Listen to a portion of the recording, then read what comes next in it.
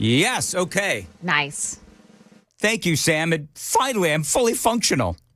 Well. Clip it. All right, moving right along.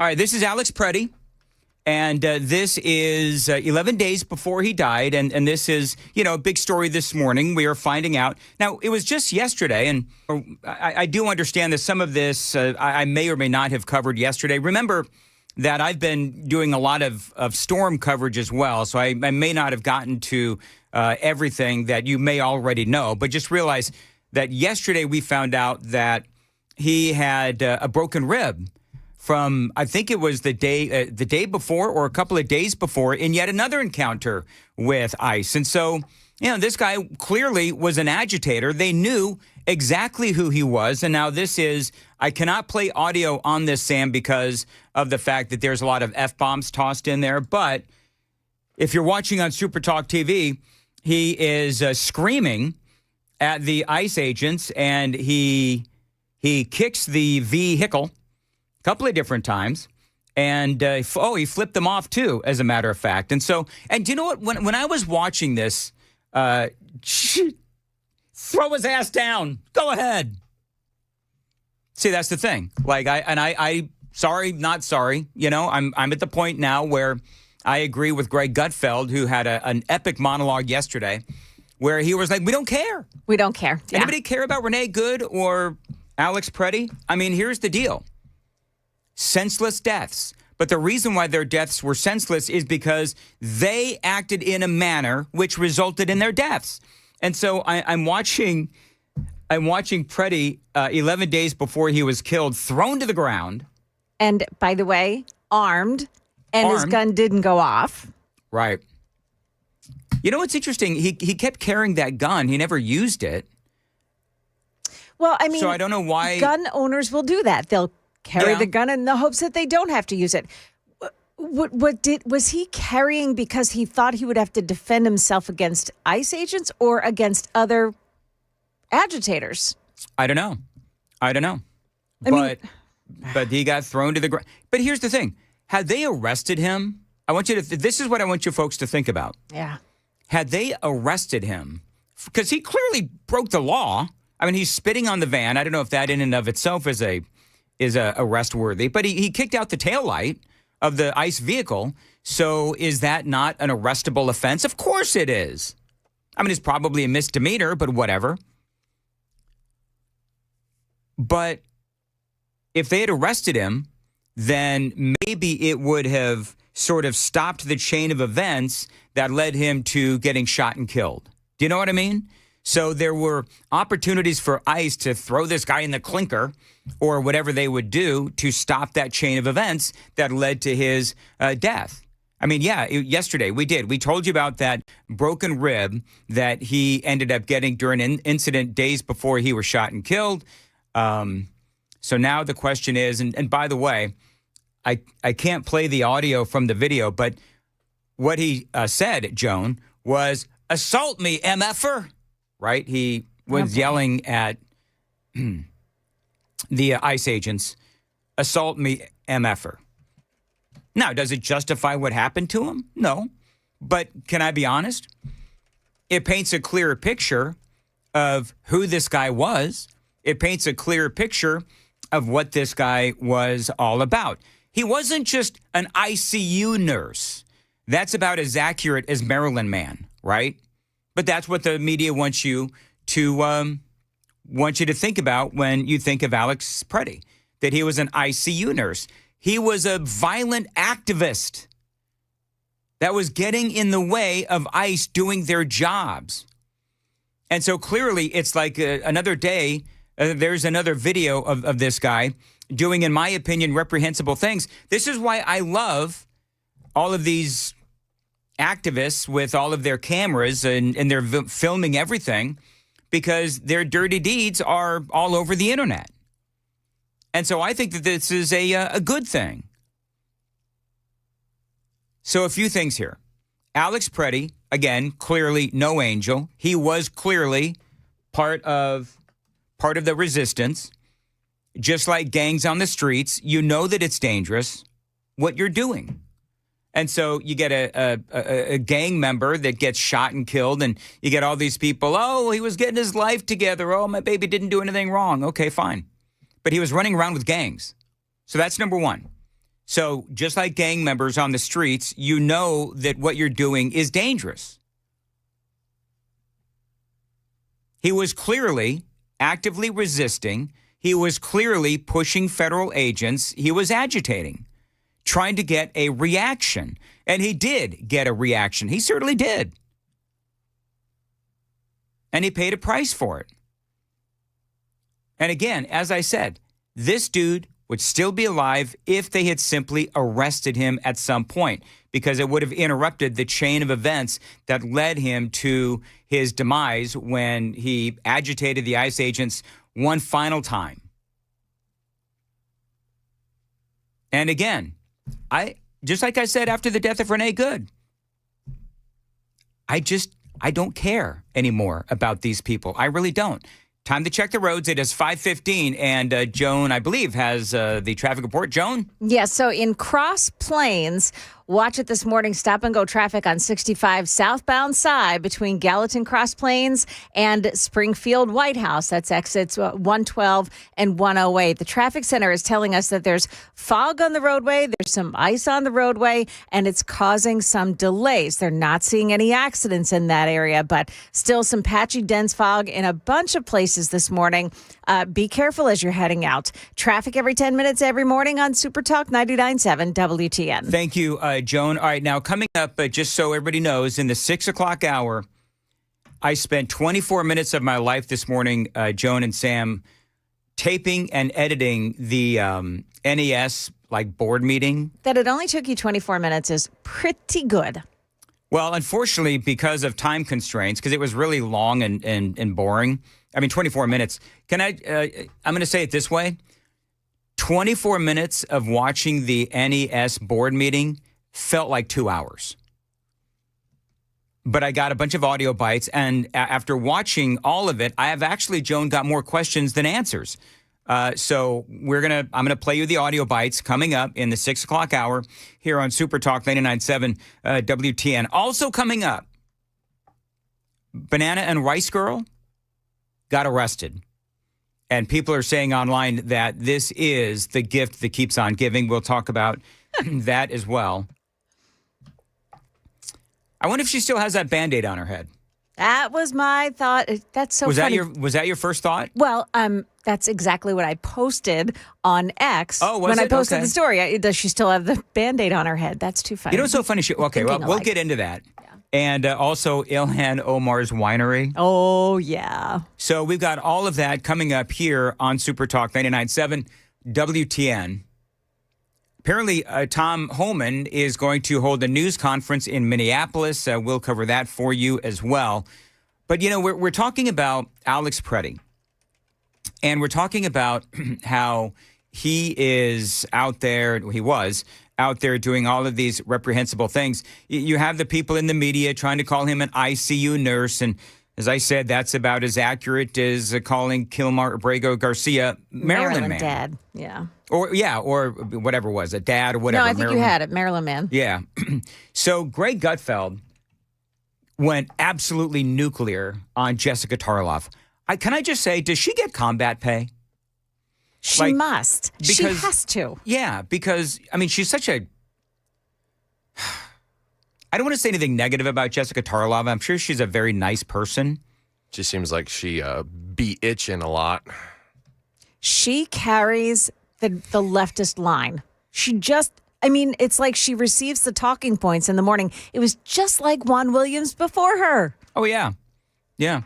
I you know what? And it's kind of funny, too, because the leftist talking points are so easily, combated. And so when Greg Gutfeld, they're talking about Alex Pretti, and he goes off not only on Jessica Tarloff, but about the whole situation and about how the selective outrage of Democrats is so incredibly obvious. We had dozens of deaths where you didn't say shit. Jocelyn Nungary, Laken Riley, Rachel Morin, Molly Tibbetts. Here's 3 pages of women who have been murdered by illegal aliens in the last like 7 or 8 years. The 7 or 8 years that we have been here talking about this and mocked over it. When we showed the embassy, showed the border being overrun, and people laughed at us. And now you're here. It's like you're the maid trying to clean up a mess, and somebody there is staring at you going, oh, you got to clean it up better. No, you made the mess. Yep. This is the Democrat Party's mess that we're trying to clean up. And you're saying, wow, these ICE agents are using terrible language. We don't care. I love it. And I do like that. I do like that when he says we don't care. Because we don't. I think that by and large, we're exhausted by all of this. I am. Just to be perfectly candid, I love what Greg Gutfeld says when he says, you know, we're bored by all of this. It's like, how many different times are we going to see the same thing happen? Renee Good, she was just dropping off her kids from daycare, right? Alex Pretti, you know, an ICU nurse, and he is, out there helping the veterans when we actually realize that he was clearly an agitator. And so he's got a great analogy. I mean, think of it this way, right? Your kids make a mess out of their rooms. You get really angry and you start cleaning up the rooms, maybe tossing some of their toys or putting them up so that they can't play with them. And the kids throw a tantrum. Well, that is exactly what's happening here. Where the Biden administration and the Democrats, they are the ones that caused all of this mess. So now Republicans and Donald Trump, by mandate from the American people, are trying to clean up their mess. And the left is throwing a bunch of tantrums. And Alex Pretti and Renee Good, they're the little kids and the entire left, where they are fighting the Trump administration as we are trying to clean up their mess, and they messed around. And they found out. They let in illegal aliens. They had the open border. The Trump administration is being as aggressive as the Democrats were during Biden, but just in different forms. I mean, think about it. So the Biden administration, they were really aggressive in not only allowing the open border, but having the open border and then lying about it to the American people. That was not passive aggressive. That was absolutely aggressive in allowing all of these criminals in. And obviously there were politics involved in all of that. I don't need to go through that again. But as aggressive as they were, and now the Trump administration is being just as aggressive in trying to clean up what they did. And there's nothing wrong with that. And yes, some people on the left are paying with their lives. Unnecessary deaths because of their aggressive actions towards law enforcement. One of the things to think about as well is that if Alex Pretti, he had a broken rib, and 11 days before he was shot and killed, he was thrown to the ground. So he knew on that fateful day when he was shot and killed, he knew there was a possibility that things could escalate. And they did. And now he's dead. And you do get to the point where you don't care. Because they're doing it to themselves. And I don't believe that this makes me a bad person. I've had people say, well, gosh, when you say things like that, Dan, you sound like an ogre. You sound like a bad person. You think that you sound like you're enjoying the deaths of these people on the left. And of course I'm not enjoying the deaths of the people on the left. I just don't care anymore because they're doing it to themselves. It is 524 on Super Talk 99.7 WTN 615-737-9986. The Super Text line is open, and Joan has the news. By the way, back in studio. Everybody's all excited, Joan. They can see you again. Wow. I know. I threatened to wear my pajamas to work today, but I didn't do it, Dan. No, you Didn't do didn't. it. Nope. No, you didn't.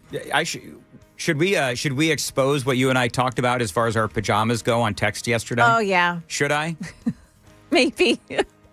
If I will. Anyway, if we do, it'll be at 5:35, and we got the news at 5:30, Joe. Yeah, coming up here, what one union has to say about whether unionized linemen are being turned away in Nashville because their labor rates are so high. That's coming up at 5:30 on Super Talk 99.7 WTN.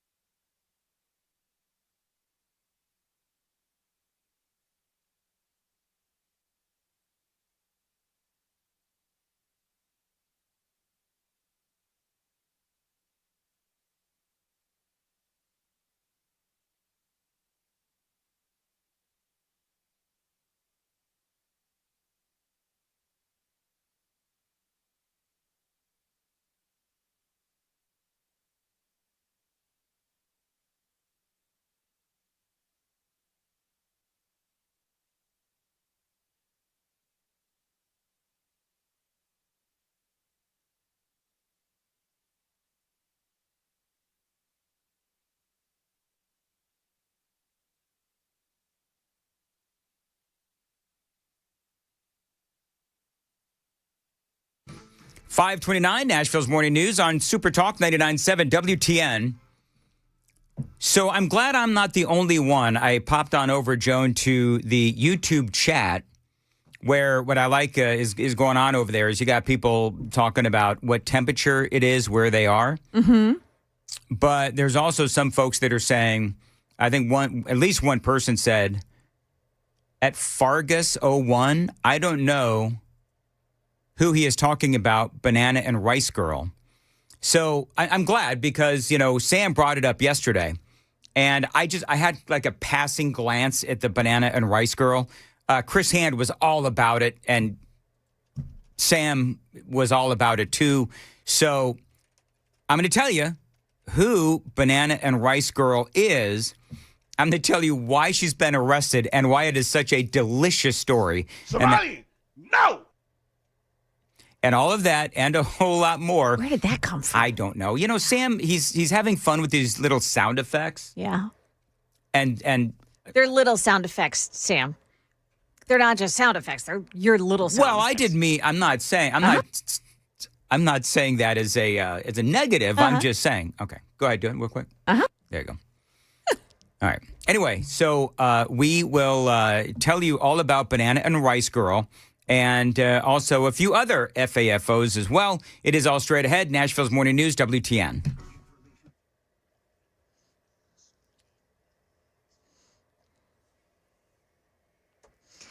Good morning. I'm Joan Jones with your top stories. We're at 22 degrees right now, and the National Weather Service says you may run into some fog again this morning. Now, we'll get to right around 35 degrees for a high today. Stefano says there's another shot of cold air coming our way, along with snow showers. Yes, snow showers.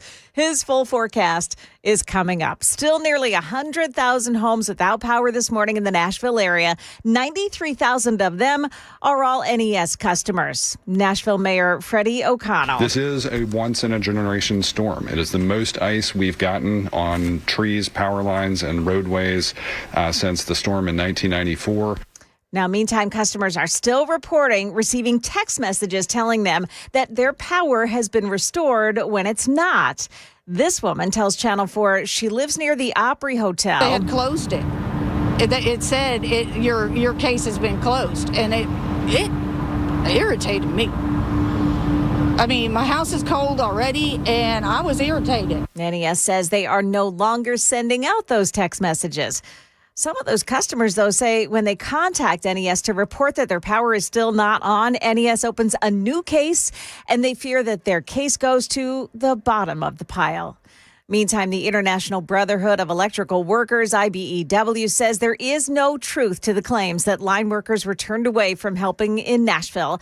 The union vice president, Brent Hall, saying union line crews have been, in his words, working with utilities at every opportunity, including here in Nashville. NES says there are 900 line workers right now and 215 tree trimmers. That is the latest news, traffic, and weather. Next, I'm Joan Jones, WTN News.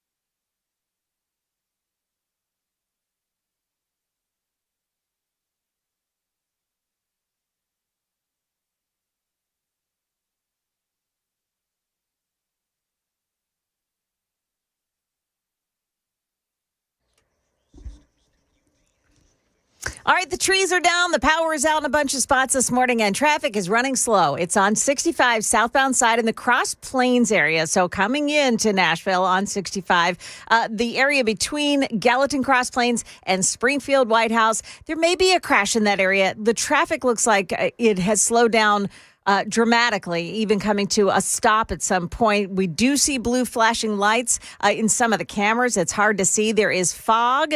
There is some ice on the roads, and that's a good place to avoid if you can this morning. You'll need some extra time getting in because of the fog and some icy spots still continuing. Traffic every 10 minutes every morning on Super Talk 99.7 WTN.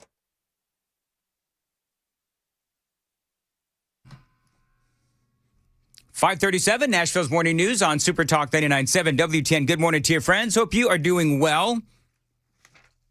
Welcome on into a Thursday. It's Friday for me. Brian Wilson is going to be filling in for yours truly Friday and Monday.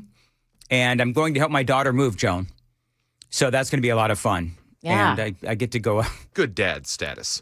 Yeah.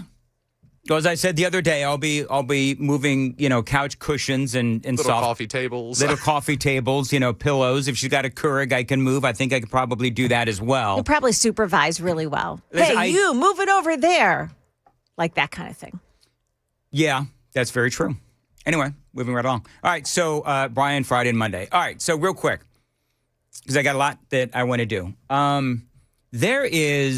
We're going to get to Banana and Rice Girl. We will. But I want to play this video real quick. Did you ever watch Breaking Bad, Joan and Sam?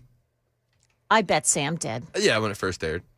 All right. So I love Breaking Bad. They're all a bunch of leftist loons, though. Yeah. Got some video. So the guy that plays Gus Fring, his name is Giancarlo something or another. Esposito. Oh, okay. Thank you. So what is becoming the number one rule when you watch lunatics on the left?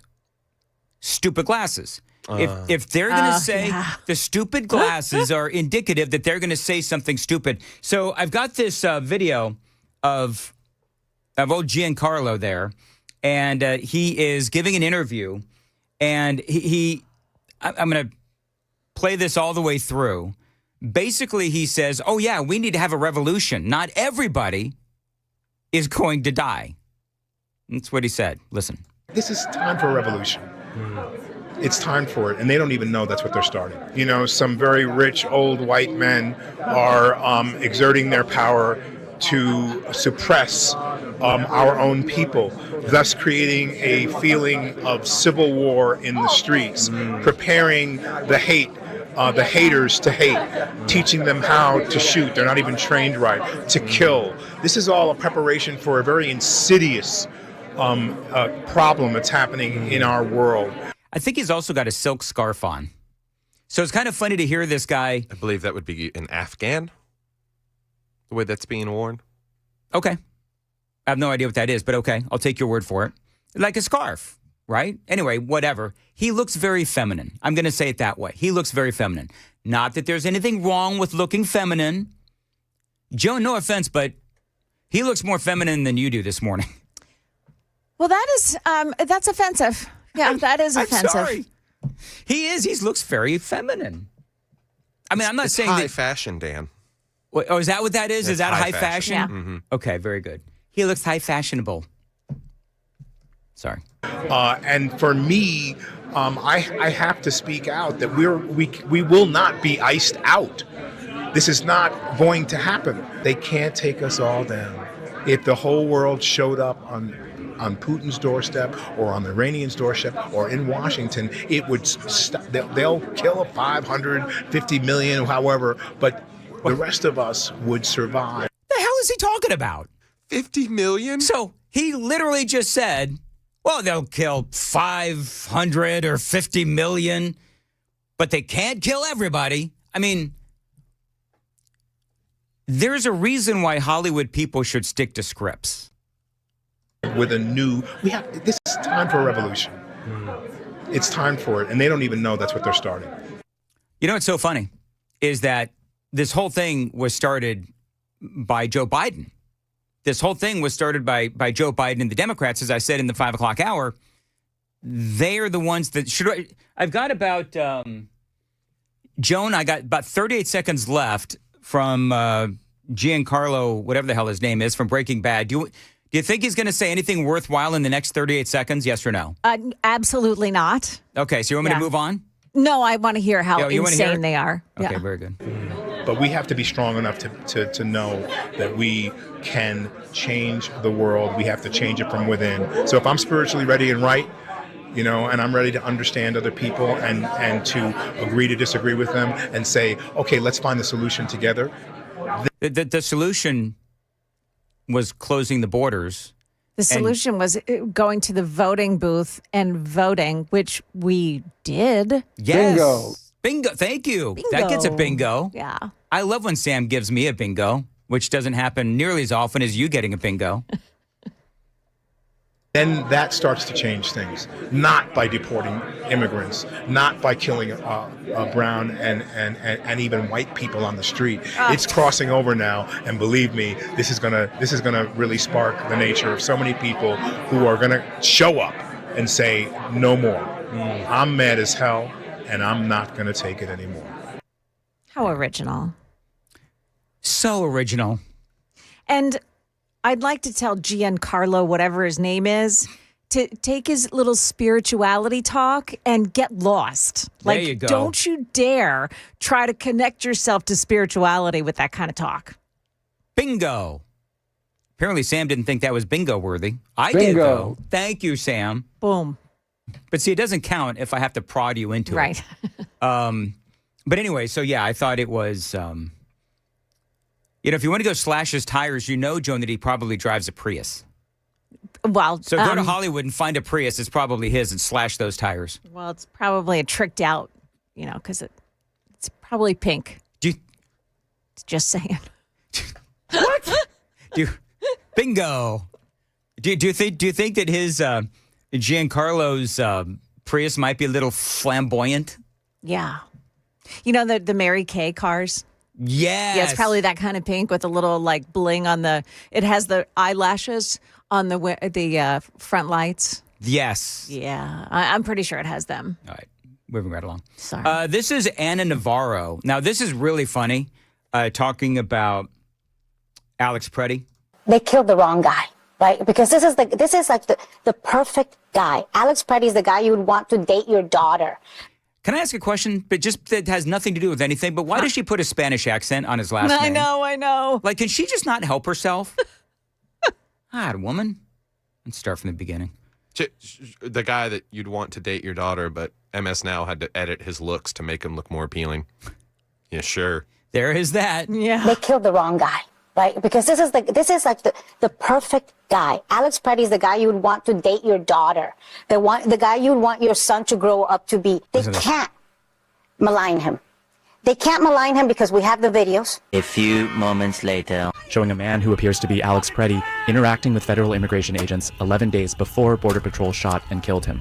Yeah, and he's got his middle finger hoisted, and he's kicking the back of the ICE vehicle and so forth. So I love how the left, people like Anna Navarro, and I know this is a problem on both sides, but it's like they're so quick to defend, some of these folks that meet their demise, untimely demise, and when it clearly wasn't necessary, but it's their own behavior that led to this. But I love that they're so anxious to defend them when they don't even know them. I mean, I don't know when exactly this was, but how did she know when she alleged that Alex Pretti was like the perfect man? I don't even know where she would get that from. But then, as the video said, a few moments later, you find out exactly who Alex Pretti is. So there is that. Now, Bananas and Rice Girl has been arrested. So let's get into this, because I know that Sam very seldom will text me first thing in the morning. He was so incredibly excited that he actually texted me and said, "Hey, Dan, Bananas and Rice Girl has been arrested." So remind people who Bananas and Rice Girl is, Sam. Yeah, American-born, Somali background. There's that press conference of her claiming she was assaulted by ICE agents. She had the 2 Band-Aids on her forehead to show her wounds from it all, and that they called her the N-word. She said that she had a concussion, but all she had was a Band-Aid on her head. Yeah, I had a couple of in football we called them C words because it was a curse to say them. You know, if you said it, you would have one type of thing. Oh, concussion. Yeah, and so well, I've got the video and the audio. This is what she had to say. So I'm Somali. I'm proud to be Somali. To me, being Somali isn't just eating bananas with rice. It's a lot. It's like The laugh. it's an interesting thing. It's very hard to describe what it means to be Somali and what it means to be American. Where was she born? Didn't we go through this the other day? I mean, obviously she has an American She's an American accent. accent, so I don't know how long she's either been in America. Yeah. I don't know if she was actually born in Somalia or if she just like bizarrely identifies as Somalian. But it's like a cultural fusion. It's kind of like the bananas and rice.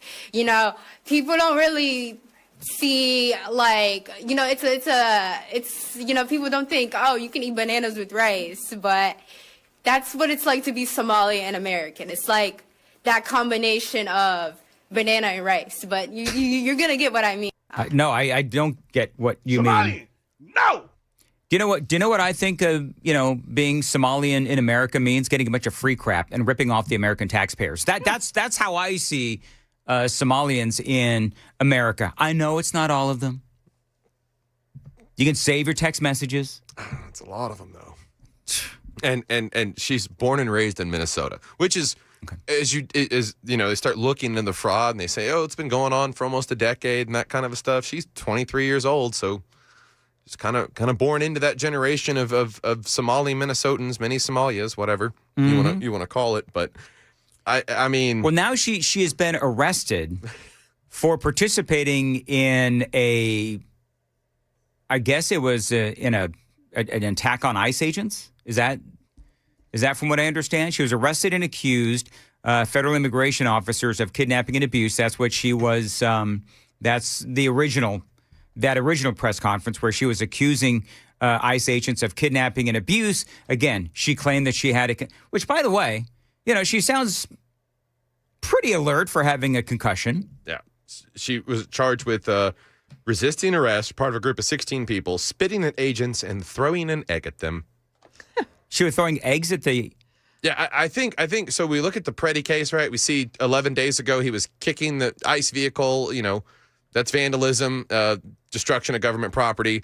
They didn't charge him with that, so he felt emboldened to show back up and you know, I guess take it to the next level. Well, that's... Now they've charged her because they don't want this kind of thing to happen again. What have we been saying all along? Where we're soft on crime policies. So when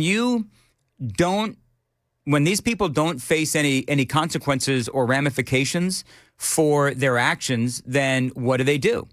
They escalate. We've been talking about this with soft on crime judges and district attorneys for years. We've been talking about that. So, you know, just as Sam said, if Alex Pretti had been arrested for spitting on the ICE vehicle, I don't know if he actually spit on any ICE agents, but kicking out the taillight and so forth, that we now know that he was doing 11 days before he was shot and killed. If he'd been arrested, it could have interrupted the events that led to his death. And so it's the same thing with this woman now, the banana and rice girl, where she have now been arrested for participating in, are they calling it a riot that she was involved in? I mean, there was she and 16 other people or 15 other people, whatever it is. She was obstructing justice. She was obstructing justice. Yes. Okay. Obstructing ICE operations. Now, you want the media perspective on this? So I looked up, all you have to do is go to, like, in your IRL in the computer, just put bananas and rice girl. Okay? Mm-hmm. You'll come up with a story from Fox News, The Times Now, I don't even know where they're from, Hindustan Times, Sky News Australia, The Times of India, and MSN even has a story, but not ABC, NBC, CBS. Right. MSNBC or whatever they call themselves now, none of those outlets are covering this joke of a person. None of them. I wonder why that is. But I think we all know, Dan. Mm-hmm. Yeah. Pam Bondi apparently was part of this whole thing, saying, I'm on the ground in Minneapolis today. Bondi wrote on X, federal agents have arrested 16 Minnesota rioters for allegedly assaulting federal law enforcement. People have been resisting and impeding our federal law enforcement's rights. It's about damn time. Like, it is about time. Can we talk about Ilhan Omar's winery? So I'm going to be honest with you folks. Like, I've been covering the weather a lot the last couple of days. So there are some of these stories that I might be a day late on. But so Ilhan Omar, she has I'm going to air quote this now, right? She has a winery. And this winery apparently somehow made, $5 million, whatever it is. As her wealth has skyrocketed, she's now being investigated by I can't remember which committee is it? Who's investigating her? Is it House? I forget now. The Republicans in the House are investigating her. It's James Comer. And so it turns out, like, there's no winery. Like, she has all this income from a winery, but there's no winery. Yeah, there's not a physical confirmed winery. physical winery, and there's no visible physical operations from 2023 onward, and I believe they don't even have there's no active business license out of Santa Rosa, which is where they claim it is. California. By the way, and the website was scrubbed here in the last few days. this is not a congressional committee that is investigating her. It is the U.S. Attorney's Office in Washington. We're talking big time. Okay. It just so happens that she gets assaulted with an unknown liquid in a syringe right before this is all about to break.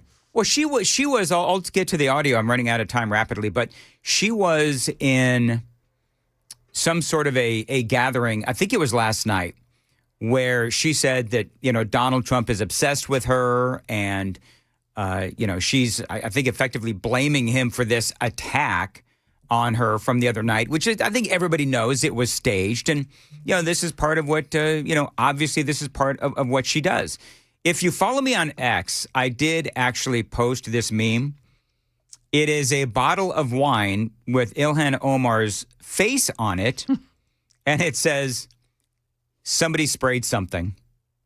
Oh, my goodness. Which is very funny. That's hysterical. If you want to go see it on X, you can follow me on X at Dan Mandis Show.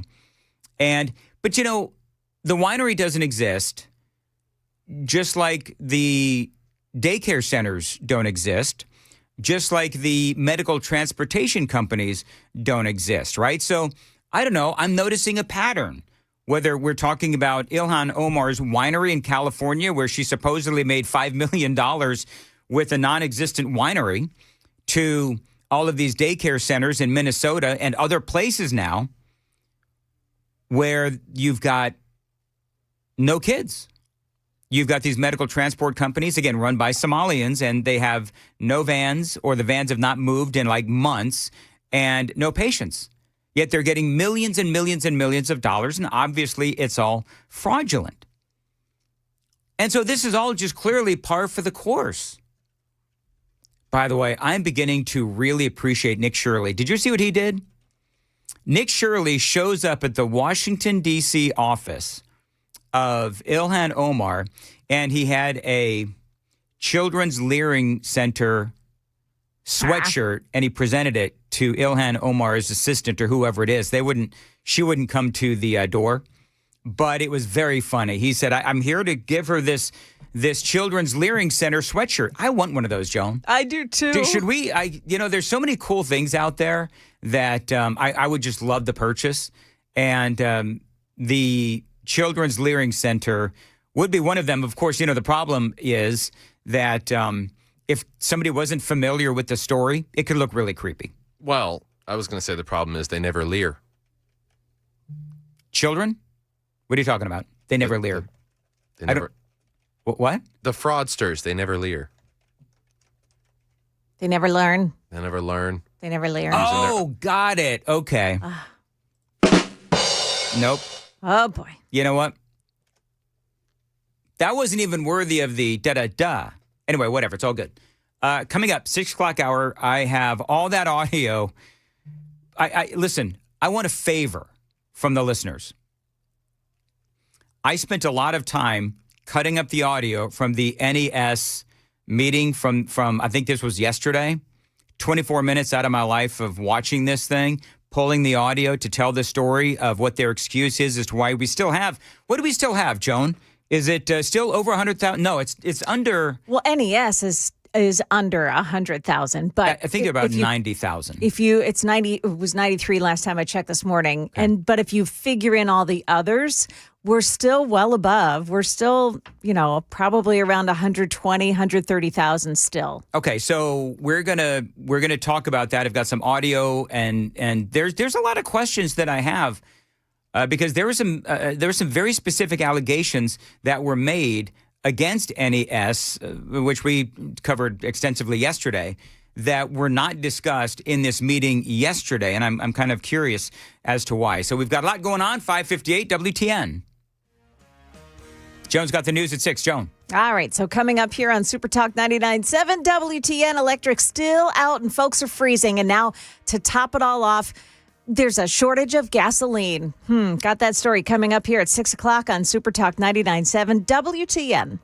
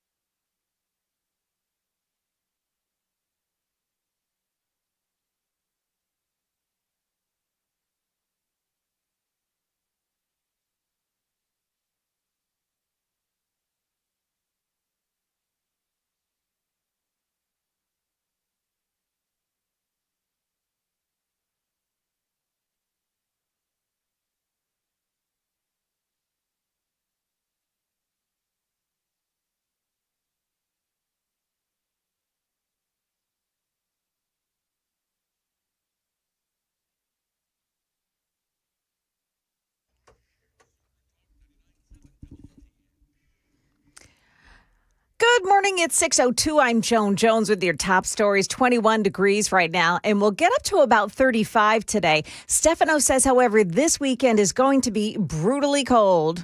If you had any plans this weekend and you think, I'm going to get outside and enjoy myself. No, you're not. Yeah, no, you're not. Sounds lovely. Stick around for his full forecast. It's coming up right after the news. Power outage numbers this morning. We have NES still at 93,000, Tri-County Electric 7,300, Dixon Electric 2,800, Cumberland Electric 2,300. Middle Tennessee Electric says they only have 4 outages at this point. Some folks in Davidson County are unable to buy gasoline right now. WSMV4's Joylyn Bukovac. We know that there is fuel available according to AAA, but the problem is due to the icy roads and power outages, it's making it tough for delivery drivers to get to Nashville. And she says some stations still don't have power, so even if there is gasoline, the pumps aren't functioning. AAA says this is not a widespread shortage, and it should be cleared up within a few days. Tesla CEO Elon Musk is saying goodbye to the Model S and Model X vehicles. He's turning the factory in Fremont, California, where those models were made, into a factory that will build humanoid robots. Musk says if you've been wanting an S or an X model, now's the time to buy them. Both models are priced at around $100,000. Market numbers brought to you by Beacon Capital Management, online at beaconcm.com. While inflation is still above the Fed's target of 2%, and despite pressure from President Trump, the Federal Reserve is holding a key interest rate at 3.5 to 3.75%. Fed governors wrapped up their first meeting of the year yesterday. Wall Street's investors were not impressed with the Fed's move. The Dow Jones and S&P finished Wednesday's session within a fraction of where they started. The Nasdaq Composite gained about 0.2%. Precious metals, on the other hand, are still setting records. Gold surged another 4% yesterday to rise above $5,400 an ounce for the first time. Spot silver prices likewise have gained 60% since the start of the year. For the first time in 2 years, Starbucks has seen its sales rise. As turnaround comes as CEO Brian Niccol, who took over the job a year and a half ago, tries to return the company to its coffeehouse roots. Jim Ryan, ABC News. Everything on the plus side in the futures market so far. Dow futures up 34, NASDAQ futures up 38, and the S&P futures are gaining 10. That's the latest news. Stick around for traffic and weather. I'm Joan Jones, WTN News.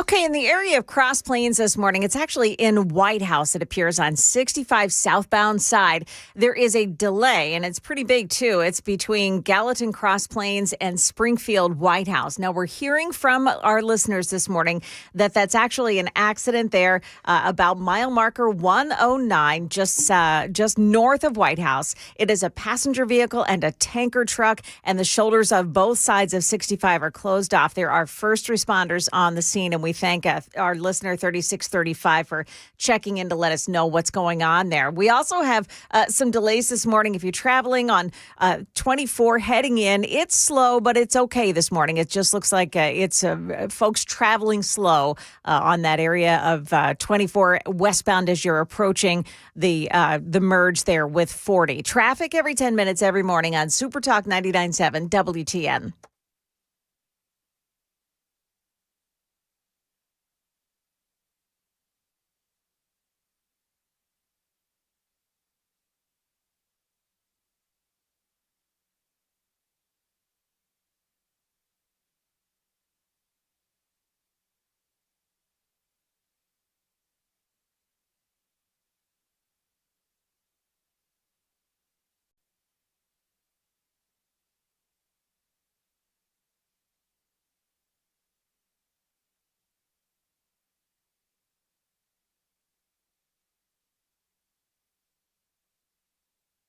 Information fueled.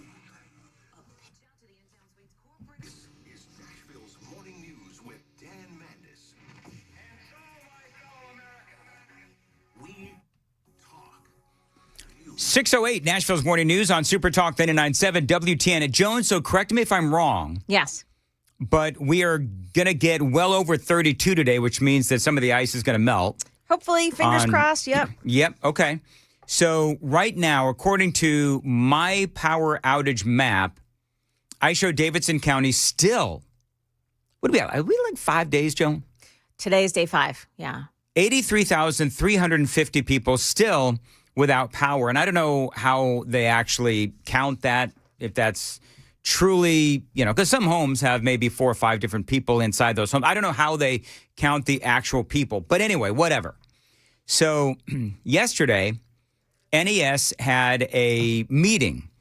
And you know that with all those people that are without power, there's a lot of questions that are persisting as to whether or not NES, the power company, number one, did they refuse higher paid union workers? That is the accusation from a couple of folks online. People, of course, ran with it. I covered it extensively yesterday.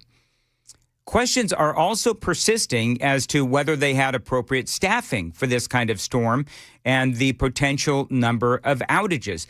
Did they have enough people on staff to take care of all of this? There were also claims and accusations that NES was prioritizing power restoration based on race or class, which I didn't see that until this morning.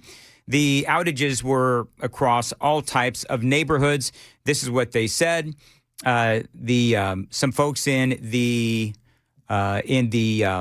Metro Council, I believe, said this. Power outages were widespread across Davidson County. Some of Nashville's most affluent neighborhoods are still without electricity, just as many working class and historically marginalized communities are as well.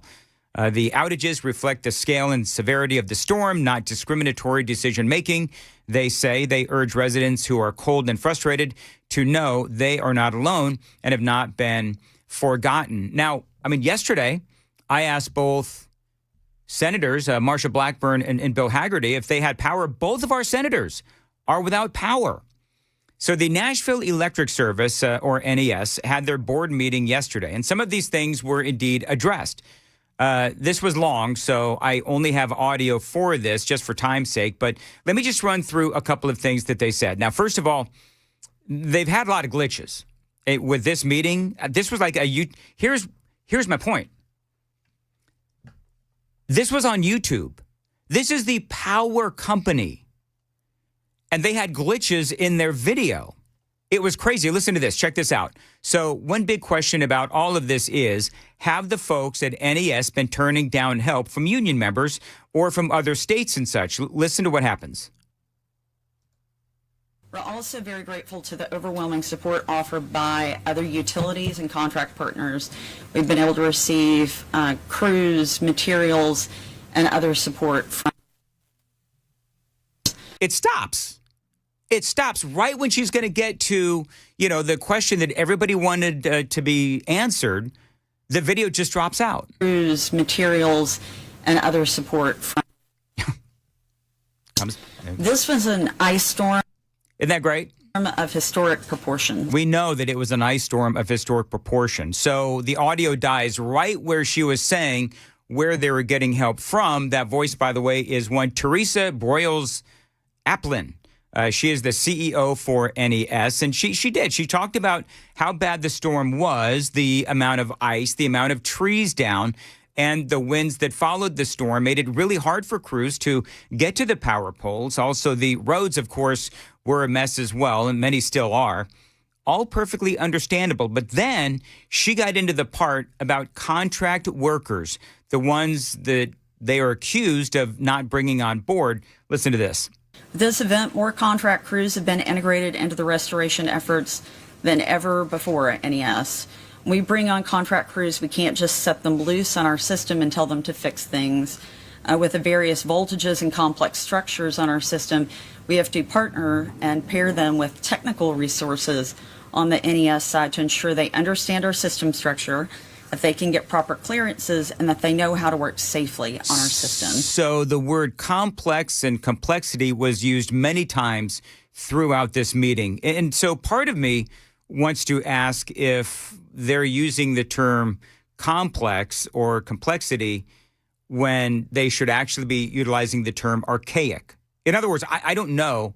There have been some, we talked about this yesterday, there have been some that have said that our grid is just not where it needs to be. So when they say complex, does it actually means that this is just a grid and a grid system that is really old? But it does sound like part of what is going on is that they need these engineers to work with these crews to make sure that everything is done correctly. TVA is apparently helping them. To allow us to be able to take on even more contract crews, TVA is partnering with us to provide engineers for our assessment teams so that we can free up additional people to oversee these contract crews. So we are appreciative of their stepping up in that fashion to assist. So you got crews that apparently are either coming into Nashville from other places. We've also got, of course, the existing crews.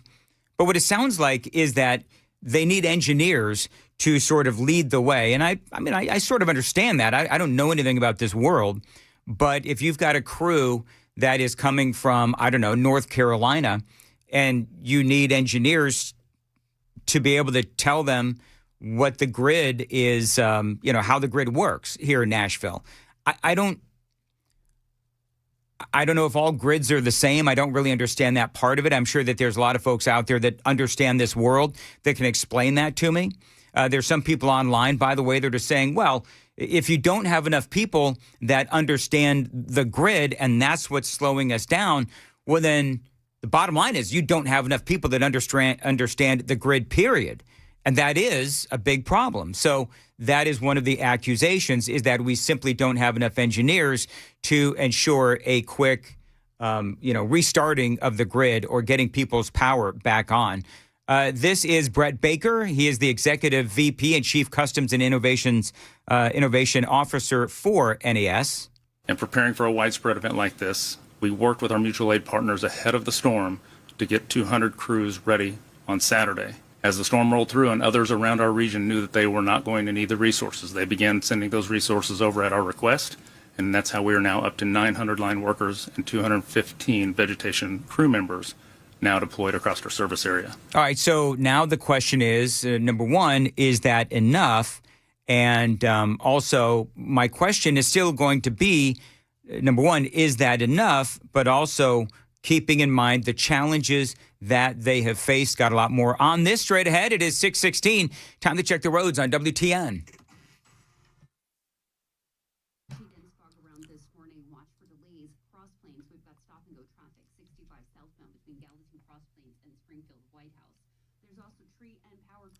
In the area and the roadways, use caution as you're heading out. As far as your weather goes, gradual sun after an overcast start. High of about 36, 37, 38 degrees. Appreciate you listening to Nashville's Morning News. I am playing audio from the board meeting of NES yesterday as they are on the defensive because we still have some 83,000 people that are without power in Nashville. And a lot of people are asking questions as to why in the world do we still, 5 days after a storm that we knew was coming, why are there still so many people without power? Now, again, we know the challenges. Icy roads in a lot of these rural areas, trees all over the place. But here's the question. Does more linemen mean a faster recovery? And if so, we're just listening to Brett Baker, who says that we have 900 linemen.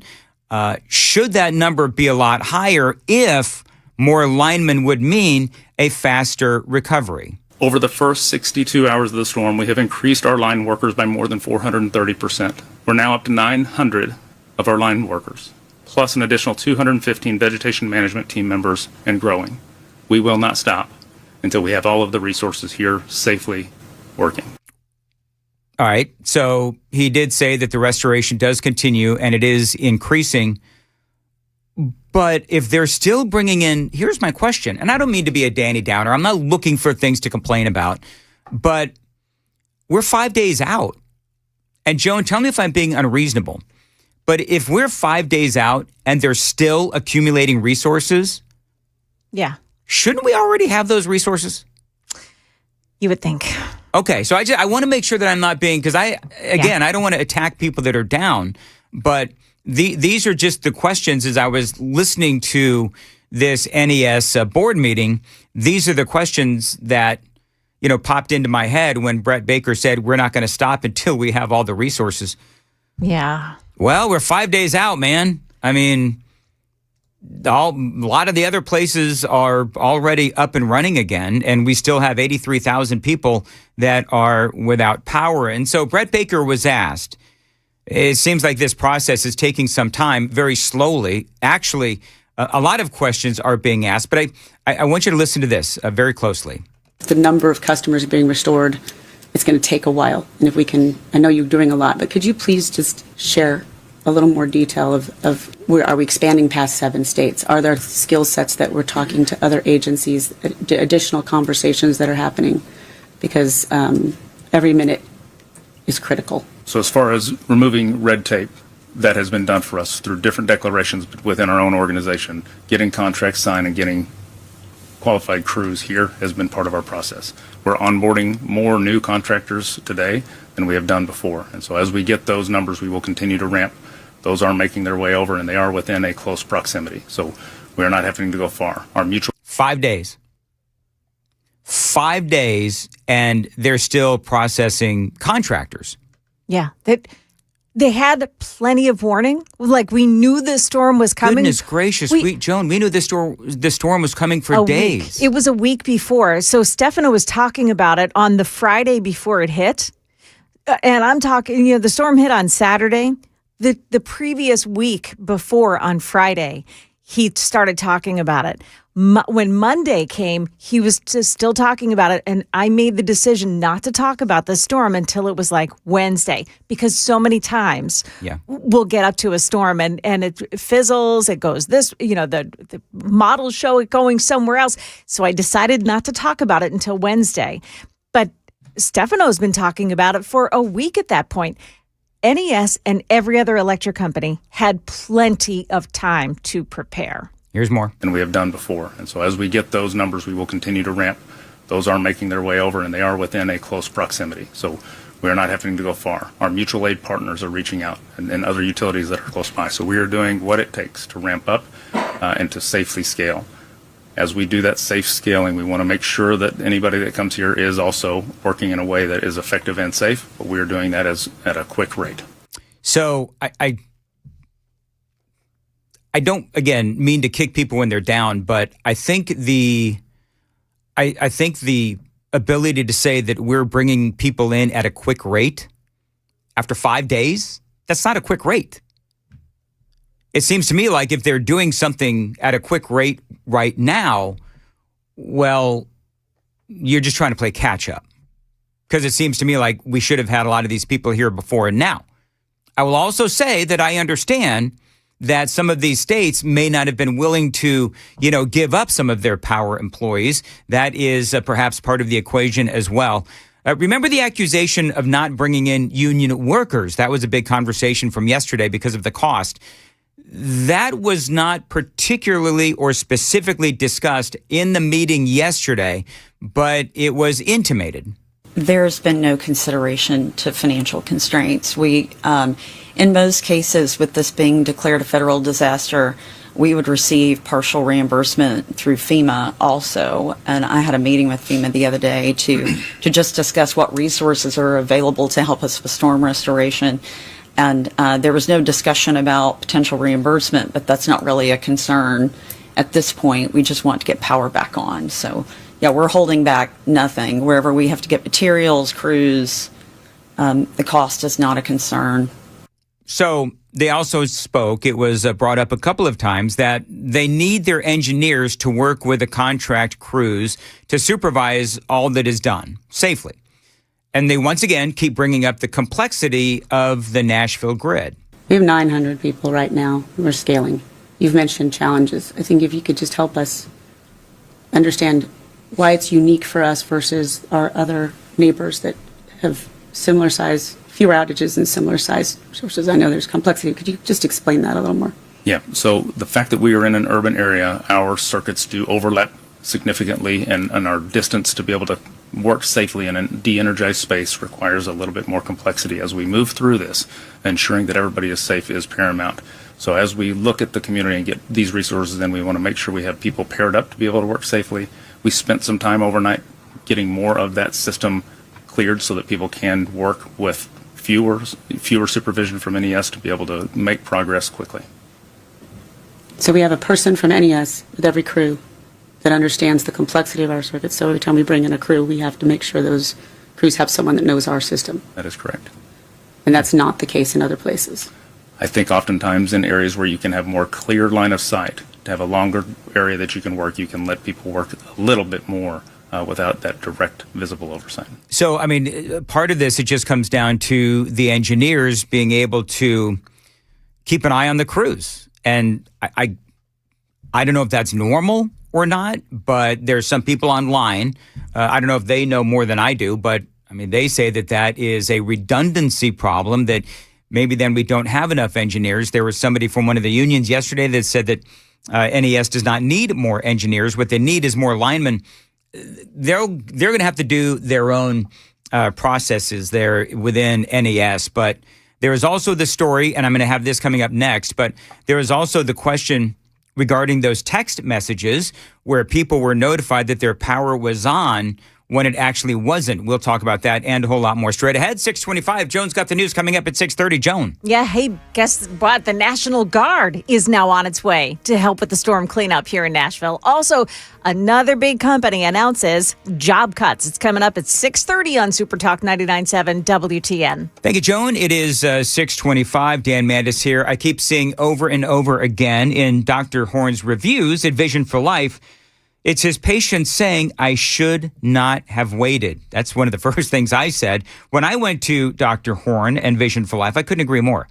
Now, before my lens replacement surgery, I dealt with the constant hassles of glasses and contacts, reading and driving and working. Everything was harder than it needed to be because of my eyes. Well, now I can see clearly at every distance, and it's honestly changed my day-to-day life. So when I read review after review from patients saying the same thing, I wish I had done this sooner, it really does hit home because, again, that was me as well. Now, if you are dealing with age-related vision loss, cataracts, maybe you're just tired of blurry vision, do yourself a favor and don't wait. Dr. Horn at Vision for Life takes the time to evaluate your eyes and create a plan that is right for you. The procedure is quick, recovery is fast, and the results, they're life-changing. Take it from me. Call them 615-436-2020, 615-436-2020. Find them online anytime, visionforlife.com. Tell them Dan Mandis told you to reach out.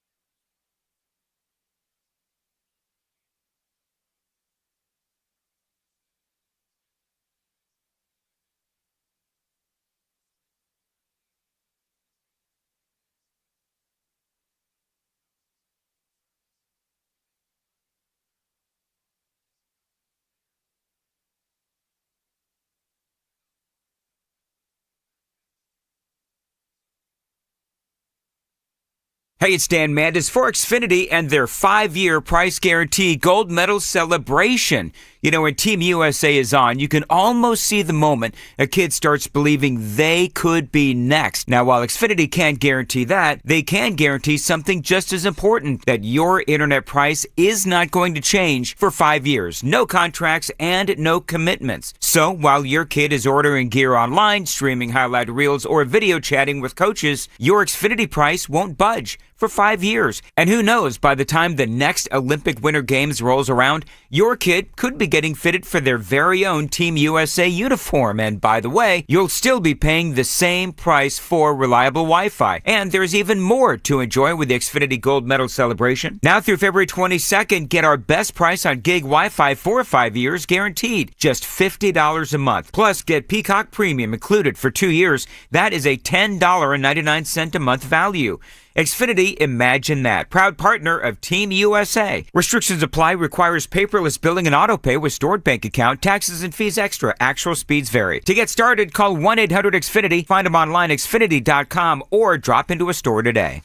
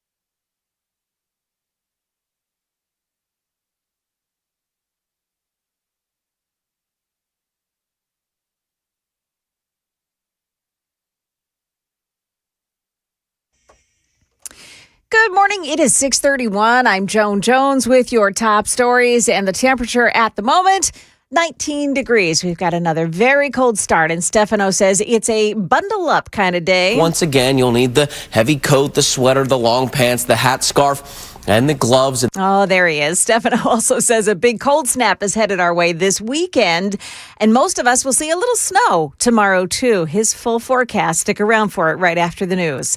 The National Guard is now on its way to Nashville to help with the cleanup. Mayor Freddie O'Connell making that announcement yesterday, and the Guard is going to some other hard-hit areas in Tennessee as well. You know, the National Guard is now in Hickman County to help with storm recovery.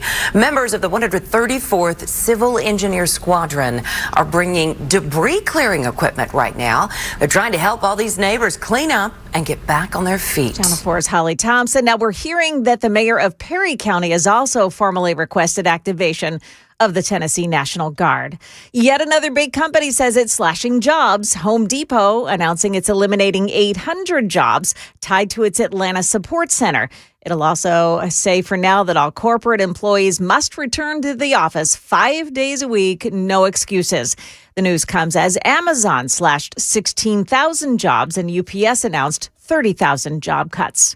That's the latest news, traffic, and weather next. I'm Joan Jones, WTN News. Thank you, Joan. 632, Nashville's Morning News on Super Talk 99.7 WTN. Dan Mandis here, Mark Spain Real Estate. Listen, start the year off stress-free. Sell your home with Mark Spain Real Estate's guaranteed offer. You are going to save time, make the most money, and eliminate all that hassle. Now, don't worry about the hassle of constant cleanings and making costly repairs. With Mark Spain Real Estate's guaranteed offer, you can receive the strongest all-cash offer in the industry and move when you are ready. There's no showings, no open houses, and no stress. Now, one of their clients, Andre, said, I had an excellent experience working with Mark Spain Real Estate. They were professional, knowledgeable, and incredibly responsive. They made what could have been a stressful experience seamless and straightforward. And Andre says, I highly recommend Mark Spain Real Estate.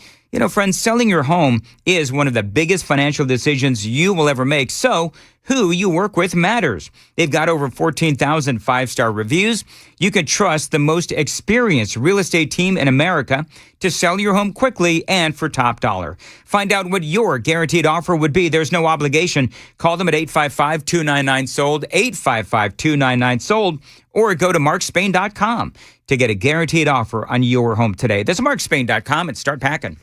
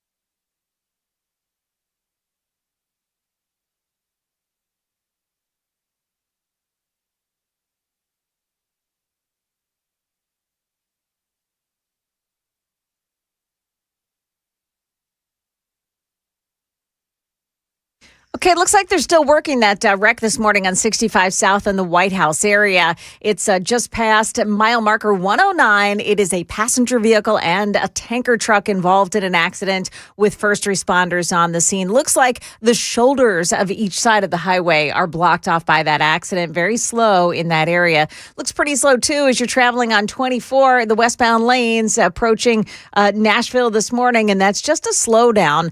Looks like traffic is just beginning to get slow as it approaches the merge with 40. Otherwise, it's okay. Traffic every 10 minutes, every morning on Super Talk 99.7 WTN.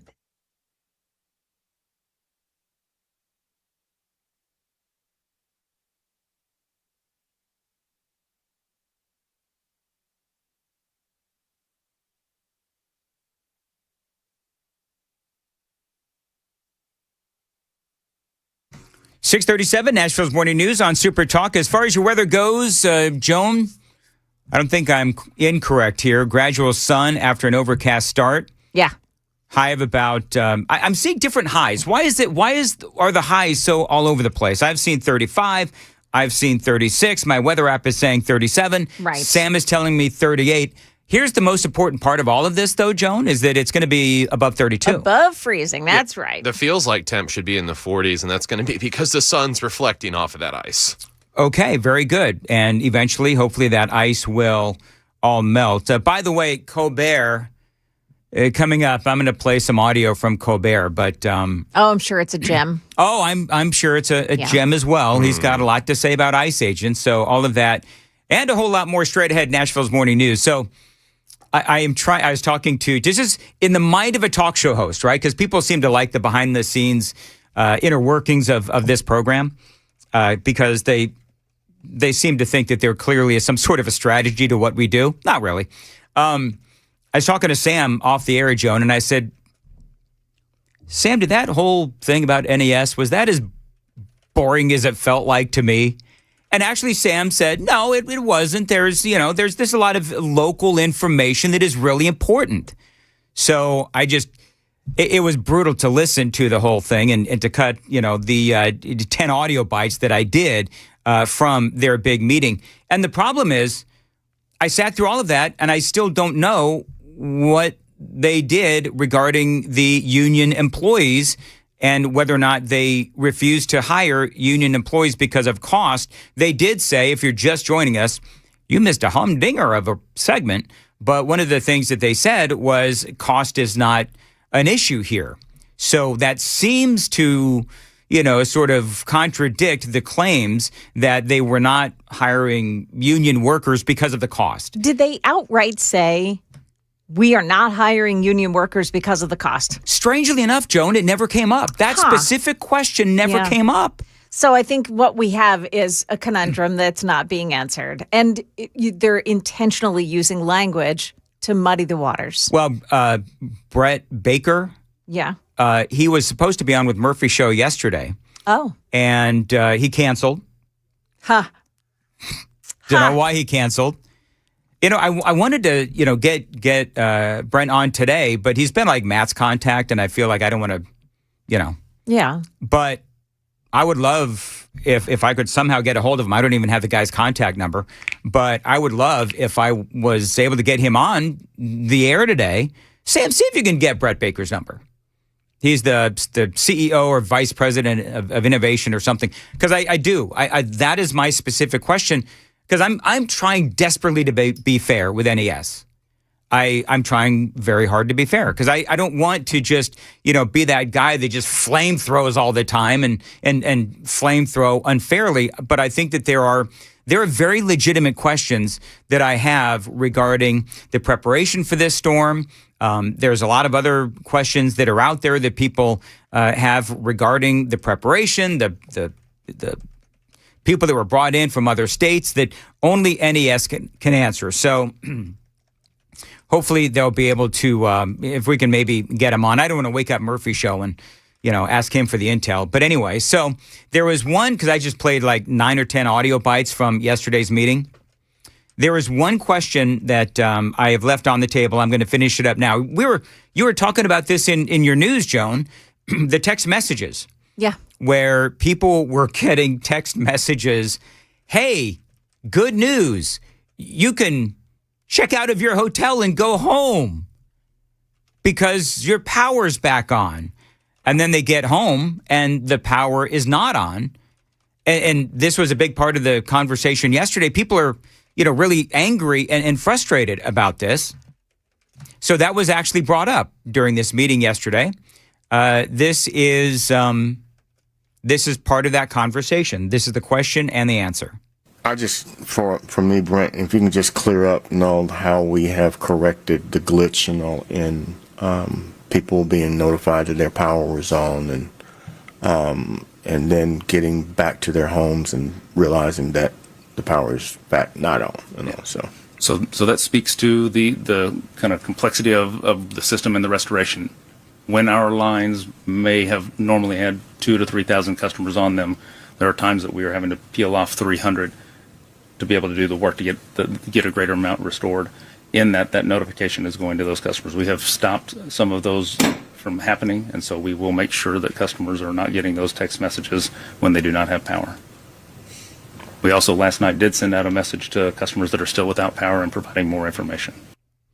That makes sense. So in other words, if they've got a big area where they need to, get, I'm just whatever, 10,000 people back up, but they've got to take down 300 people to get the 10,000 back up. That's what they were doing. The 300 people got the text messages that the 9,700 people got. Their power was now up, but they had to take down 300 people, I guess, or not provide them power for whatever reason. Okay, so my question about that was, he said, we're not going to be sending out those text messages anymore? To the people that didn't get their power back up. In other words, they're utilizing some quality control to make sure that people whose power is still out, that they don't show up at home after getting a text message saying it was on and it's still down. Mm-hmm. Okay, so my question is, are they just not sending the message anymore, and they still believe that those people's power is up?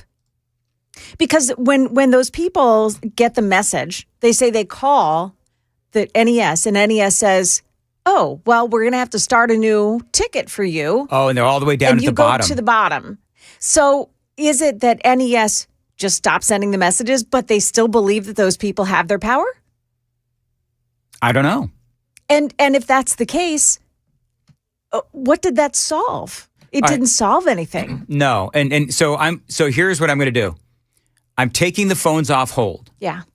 615-737-9986. If you want to, because I am getting hammered on the super text line from people who are linemen. And by the way, just so everyone knows, never have I once disparaged a lineman. Mm-hmm. I think you folks are doing God's work, man. You really are trying to get people up. This is not a lineman issue, unless we're talking about the number of linemen that that NES has working the power outage. Now, here's the thing: is that there's some people jumping on the fact that we had a bunch of these linemen coming in from other states, and they're saying that is proof that NES doesn't have enough employees. But I actually, if I can defend NES, I would say, and by the way, number 615-737-9986, if I can defend NES and say this, well, you may not always, and I'm just going to use simple numbers, okay? So let's say you need, just day-to-day operations. You need 500 people in your place of business for whatever it is. Well, then if the crap hits the fan and you need to bring in a whole bunch of other people temporarily, you bring in an additional 500. Well, then the additional 500 can go home after the storm is over, after the catastrophe subsides. So then you're back to the 500 because that's all you need for day-to-day operations. If you're running a business, you don't need 1,000 people, 24/7, 365. You just need that 500. Does that make sense, Joan? Yeah, I think so. Yeah. So, you don't always need the 1,000 people. You can get by with 500. When the crap hits the fan, you bring in the additional help. You know what it is? It's like, people that have businesses that bring in extra personnel for the holidays.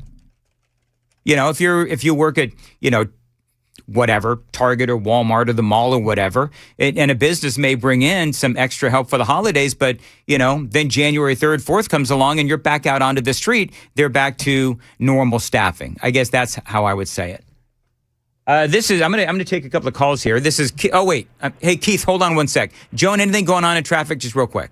Just that problem on 65 in the southbound lanes in the White House area this morning, an accident, and it's very slow going between Cross Plains, Gallatin Cross Plains and Springfield White House with it's a vehicle and a tanker truck involved in that accident. Very slow. Be careful. That's it. Okay. Keith, go ahead. You're on WTN. Hey, man, it's not that they're not wanting to hire these people, because once FEMA gets involved, NES isn't paying for an idiot. FEMA's paying their salaries. I do work for a power company. I have worked storm breaks before. Best way I can put it is, think of having a house on an island that's on fire, You got 1,500 firefighters sitting on the far side of the shore waiting to get over there to put it out, but you got no boats. Mm. You got to have the boats, so they got to have the cleanup crews and stuff to go in there, clean this stuff out, so that they can get into where they got to go.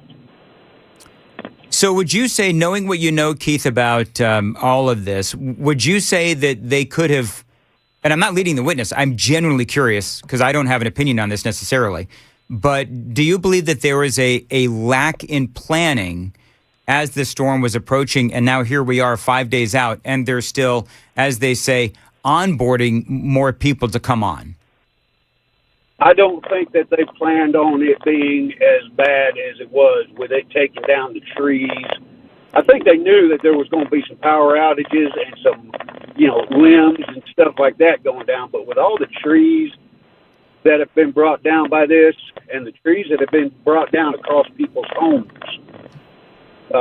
that's another thing. They can't go in there and power up an area until they can make sure they're not going to spark a fire, because there's damaged homes where putting the power to it might cause a fire. All right, Keith, thank you very much for the call. I appreciate what you do. This is Lynn calling from McMinnville on WTN. Hey, Lynn, how are you? I'm doing well. How are you, Dan? I'm good. Go ahead. Thanks for calling in. So are you a lineman with NES? No, sir, I am not. I am a lineman, but I am not with NES. Okay, can I ask a question real quick, though? Because this is one of the things that I don't understand. I do understand, but I don't understand it. So I played that audio from the NES board meeting, and they kept talking about how they need engineers to guide the crews through the labyrinth of lines and power lines and cables and all of that. And so it's almost like it seems like maybe they don't have enough engineers to lead all of these crews through the complexity of the lines that is Nashville's electrical grid. Does that make sense to you? Well, it does, in a sense. The engineers are familiar with the system. As big as NES is, they carry several different voltages from very high all the way down to household voltage. And you have to have somebody who knows what is what. And when you bring these extra linemen in who are not familiar with the system, they need somebody just to kind of point them in the right direction. We are nowhere near as large as NES, as most people are not. We have basically two primary voltages where NES may have 7 or 8 different ones. The engineers are designing that system, and I will say that as much ice as that area received, it's hard to build a system that will stand up to that much extra weight. The weight just pulls on everything so hard, and that stuff can only withstand so much pressure. Yeah. The preparation, you prepare for the worst, hope for the best. It's just ice is just a tough situation. Let me ask you this, Lynn. Does it seem like, and I asked Keith the same question, does it seem like we're 5 days out? Does it seem, I don't know, like bizarre that 5 days later and we are still bringing in an onboarding lineman to get the power up for these 87,000 people in Nashville that are still without power? No, sure, not so much. These linemen have probably been other places, especially your contract linemen. They go to work here and then they move to the next place and the next place. Sometimes with this widespread of an outage, it's difficult to find the extra help. So it takes time to get those resources brought in. Yeah. And do you think, Lynn? Do you think that NES is being treated unfairly here, or do you think they're not getting a fair shake? Well, I like I said, I don't know their exact situation. I know with this type of ice storm, 5 days is not unusual to be without power. It's a long, slow process to repair all the lines and get everything up where it's safe. Yeah. As the caller said, you don't want to energize a line, and then maybe it's laying on the ground, and you got customers out there who are sawing trees or doing whatever, and you wind up and you would electrocute a bunch of people. So it's a long process to go through the steps to safely restore power. I know a lot of people think you just walk up there and hit the easy button and it all comes back on. But It's that's just not that the easy, Lynn. It's just that easy. right. Lynn, Right. If it were, there would be a lot more linemen, I promise. boy, I tell you what, you're right, Lynn. And you guys do great work, men and women of NES and all the other utilities out there. You do great work, and I very much appreciate it. You know what's interesting, Joan? Is that you have two people that are linemen, and they have completely different opinions on the same story. Yeah. Isn't that's kind of like what I'm kind of dealing with here? Yeah. Yeah, it's hard to get to the bottom. It's hard to get to the truth of what's happening. By the way, Joan, did you hear I used a big word during my monologue a few moments ago? Oh, no, I didn't. Labyrinth.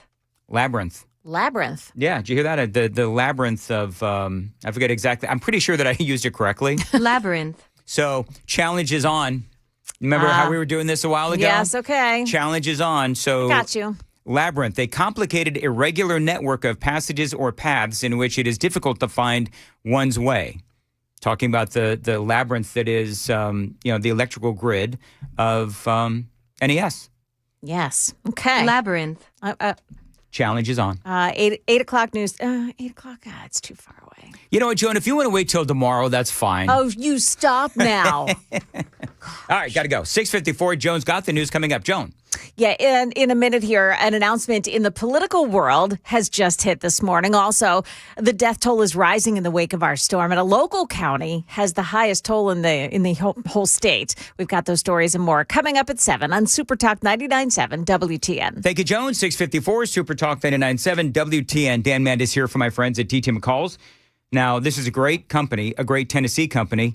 They have been helping out Tennesseans with great prices, selection, and value for generations. That equals out to over 100 years. Now, I've been telling you for years about these folks at DT McCall's, and they've helped me with indoor furniture, appliances as well. Now, listen, if you need indoor furniture, the place you want to go is DT McCall's. Now, this is where I definitely go for my appliances. If it plugs in, they've got it. They've always got specials going on to save you money at DT McCall's. And so my latest that I've bought from DT McCall's is a black refrigerator for the garage, but I've purchased a washer and a dryer at DT McCall's as well. And listen, if something breaks in my house, first thing I do is go to dtmccalls.com. You should do the same thing. Right there at the front page of their website, they've got specials and great prices on all of the best brands of appliances like washer and dryer sets, dishwashers, and a whole lot more. And again, they've been at it for over 100 years with a focus on customer service.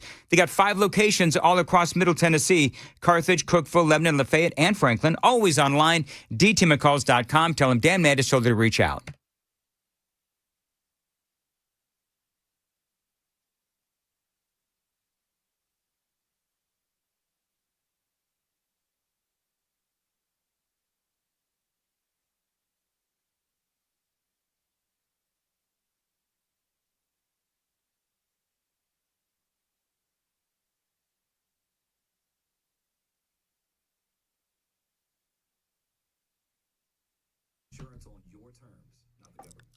Dan Mandis here for my friends at Window Nation. Listen, if you've got cold air coming in and your warm air is leaving your home, call Window Nation because you might need new windows. I know that I did. I've got now 4 windows from Window Nation in my home, including 2 in my basement studio. Now, right now is a great time to call Window Nation and replace those old windows. Right now, they've got a buy 4, get 4 windows free sale that is going on right now for the month of January. Again, buy 4 windows, get 4 windows free. That is going on right now. It is a great time to replace all the windows in your home. And by the way, they've also got an opportunity for you to get 0 money down, put 0 money down, 0 monthly payments, and 0 interest for 2 years. That is huge. That is part of the January special. Again, buy 4 windows, get 4 windows free. Also, no money down, 0 monthly payments, and no interest for 2 years. Now, this is a company that has a 96% customer satisfaction rating, and Window Nation has over 45,000 five-star reviews, including from yours truly. Call them, 866-90-NATION. Tell them Dan told you to reach out, 866-90-NATION. Find them online, windownation.com.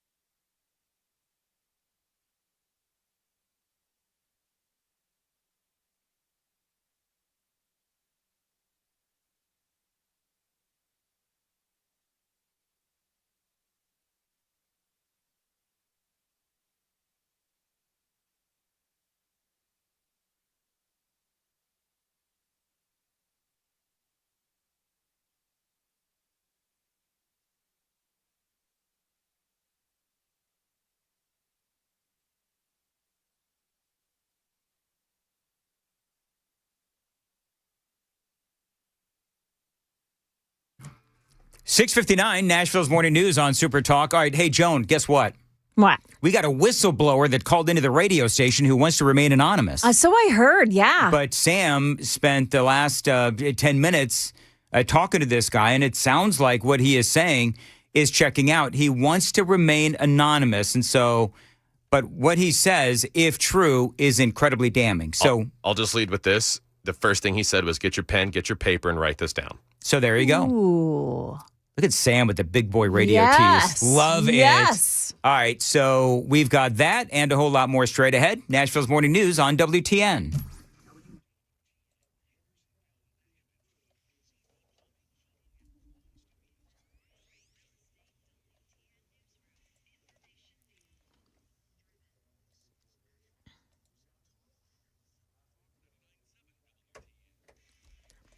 Good morning. I'm Joan Jones with your top stories. We're at 19 degrees right now, and we'll go up to around 35 today. And then another cold snap for the coming weekend. And Stefano's got the forecast coming up here right after the news. Don't miss it. The death toll from our winter storm still on the rise this morning. TEMA is reporting there are now 13 storm-related deaths in the state of Tennessee. Davidson County has the most with 3. The rest are in Cheatham, Hardin, Haywood, Henderson, Hickman, Knox, and Obion counties. Now, a check of the outages this morning, NES chipping away at the massive numbers, but still now showing 93,000 outages. MTE has just 11, Duck River 18, Columbia Power and Water 17, Cumberland Electric has 2,300. Other news of the day, there are reports in several news outlets this morning, and mind you, the New York Times is one of them, that report President Trump and Senate Minority Leader Chuck Schumer are close to a deal on DHS funding that would avoid a government shutdown at midnight on Friday. Democrats are demanding new rules on warrants and personal identification, and they want to ban agents from wearing face masks. Meanwhile, new video appears to show Alex Pretti 11 days before he was shot kicking a federal vehicle. Agents are seen tackling him to the ground, and he walks away, a gun visible on his waistband. President Trump reposting the video on social media last night, but not commenting on it. ABC's Nicole D'Antonio. Now, it was during that confrontation with ICE 11 days before he was killed that Pretti allegedly broke those 2 ribs. The Department of Homeland Security telling ABC News that investigators are now reviewing that audio.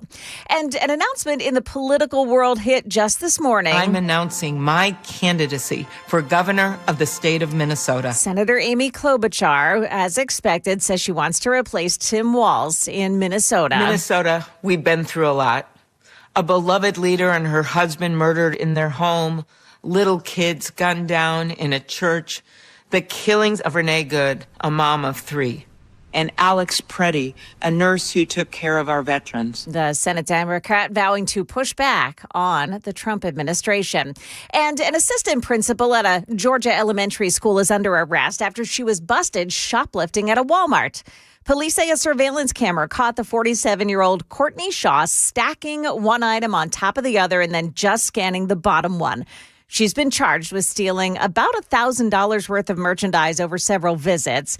The assistant principal will now be working through the labyrinth of the court system I heard that. to settle her case. Joan worked it in. Thank you. And Yeah. it is very quick. Every time you do that successfully, I'm going to Yeah. play the little ding. I like it. Thank you. Good job, Joan. Market numbers brought to you by Beacon Capital Management online at beaconcm.com. We've got stocks in the green, stock futures in the green. The Dow futures are plus 15, NASDAQ futures gaining 16, S&P futures up 10. That's the latest news, traffic, and weather next. I'm Joan Jones, WTN News.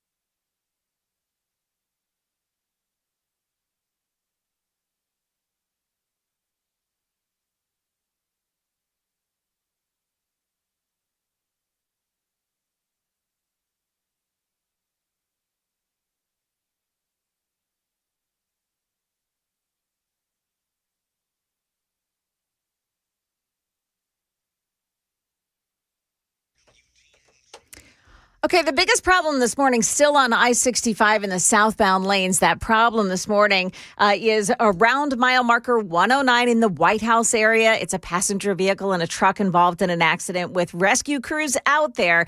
They're saying that this may have been caused by some heavy fog this morning. There are patches of heavy fog. You'll need to be very careful. It could turn into ice fog as well and freeze onto your windshield pretty quickly. There's probably also some patches of black ice. We've got problems this morning on 40 westbound lanes out at the airport at Briley Parkway East. There's a crash in that spot. Also 24 westbound in Antioch just before Haywood Lane exit 57. There's a crash and it's on the right shoulder. Traffic every 10 minutes every morning on Super Talk 99.7 WTN.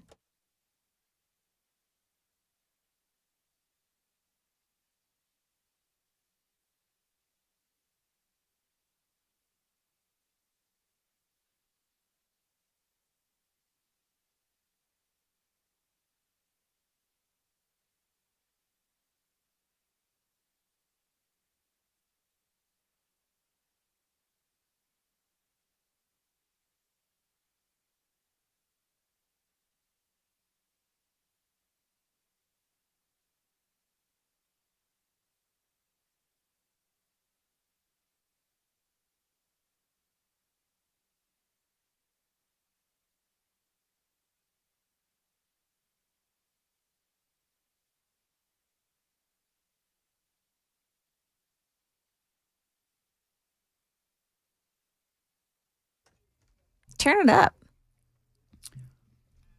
So for you people watching on YouTube TV, Super Talk TV, Glenn Campbell, what is this called? Wichita lineman. The Wichita lineman? All right, there you go. You know who used to love Glenn Campbell? Me? My mother.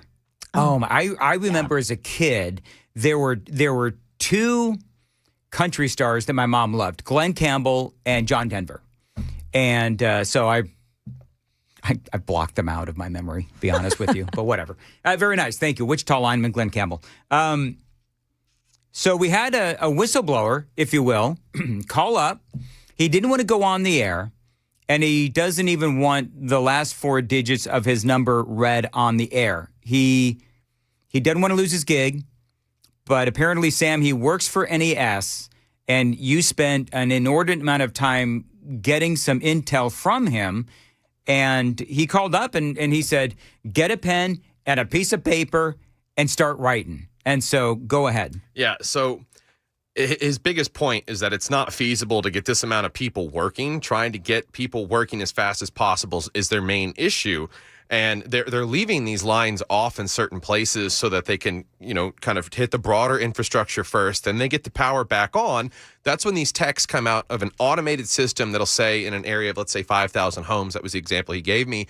Well, okay, the power's back on in your area. Then they find out from later reporting from the individual customers, well, no, my power's not back on. So you may have hit an area of 5,000 homes, but 500 people within that area still don't have power. So that's where the confusion's coming in. Right.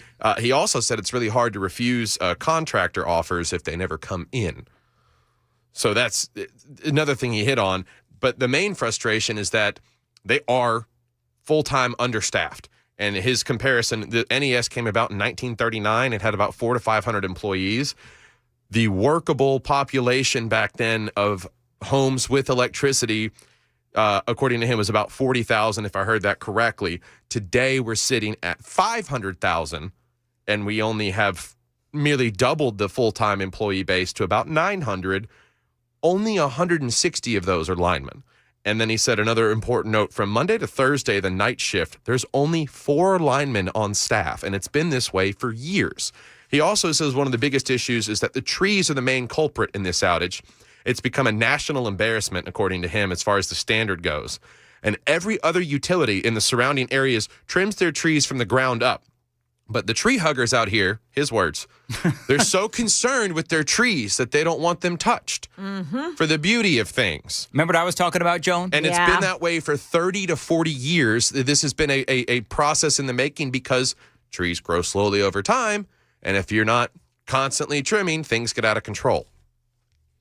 So this has all just been a crap storm that has just taken years to build to this point, and it should highlight the underpreparedness, according to him. I thought it was an ice storm, not a crap storm. It was an ice storm.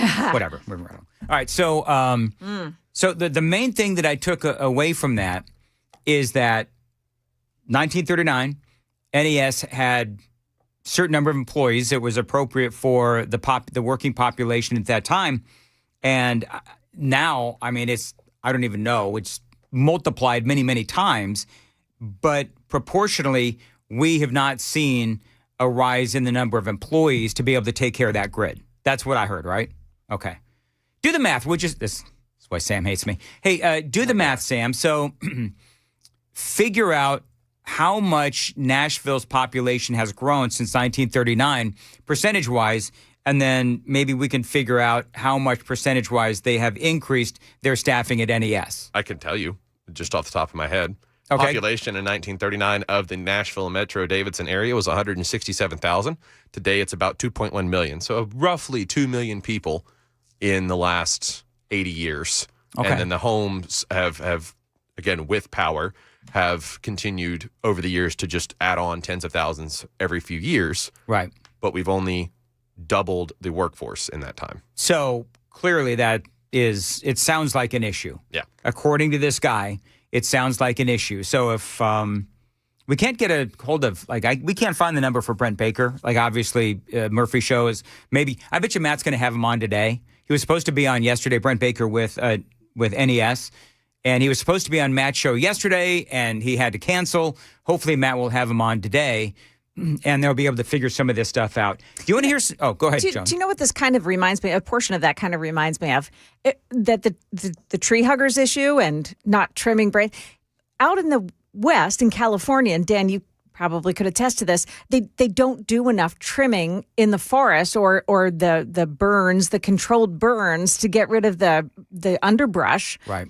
And that's why they have these devastating fires. Yeah. But again, it's because there's so many people that just they don't believe in, you set the fire, it's global warming, all that stuff. Oh yeah, they call it deforestation. Yes. And under Gavin Newsom, especially under Democrat reign, that stuff just doesn't get done. Now, I don't know if it's the tree huggers or if it's because there's just this cataclysmic corruption that's happening in California where the money's there, but it's not going to what it needs to go to, or if it's just incompetence. I mean, there's that too.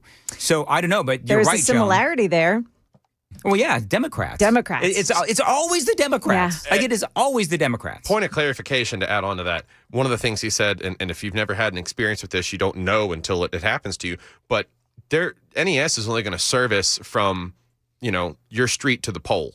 Right. And the second it goes to if something on your house has come off, you have got to call an electrician and get that handled.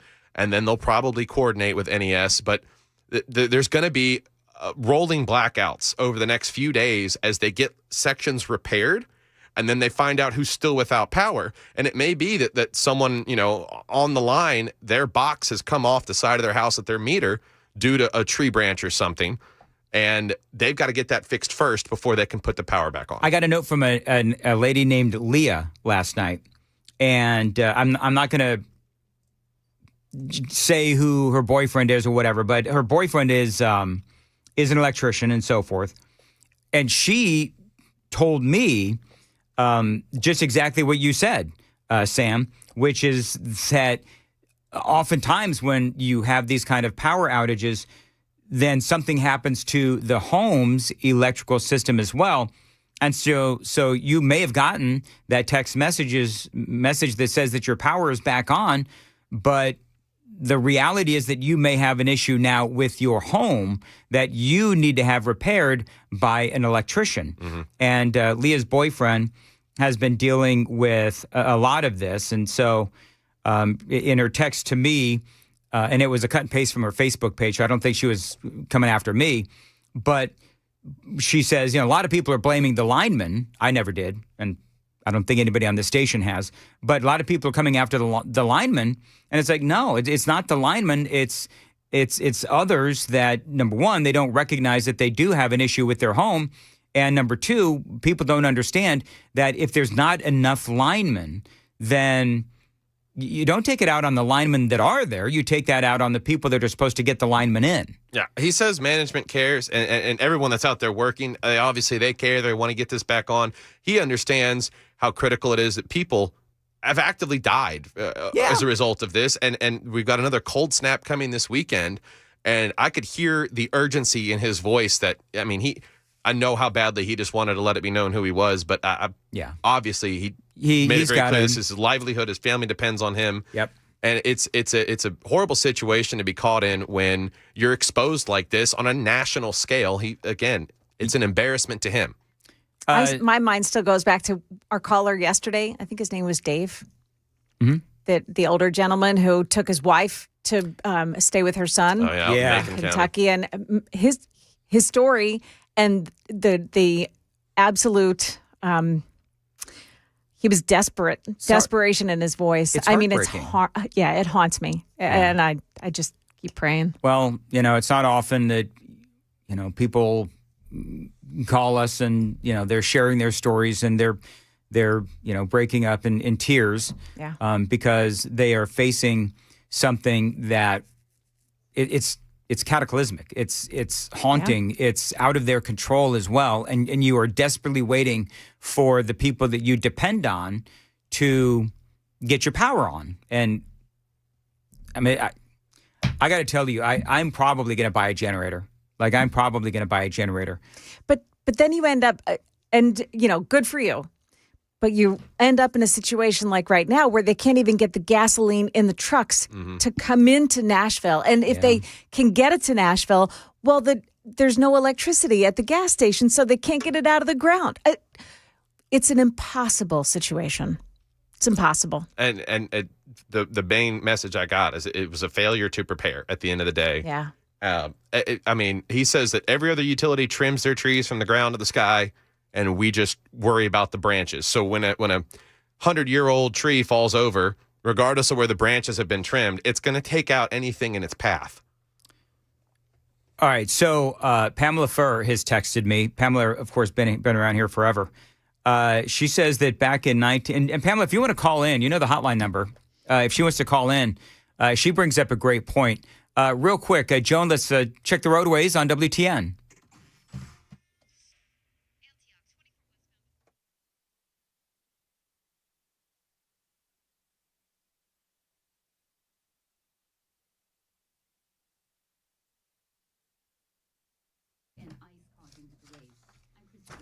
All right, as far as your weather goes, gradual sun today after an overcast start. Some fog out there as well.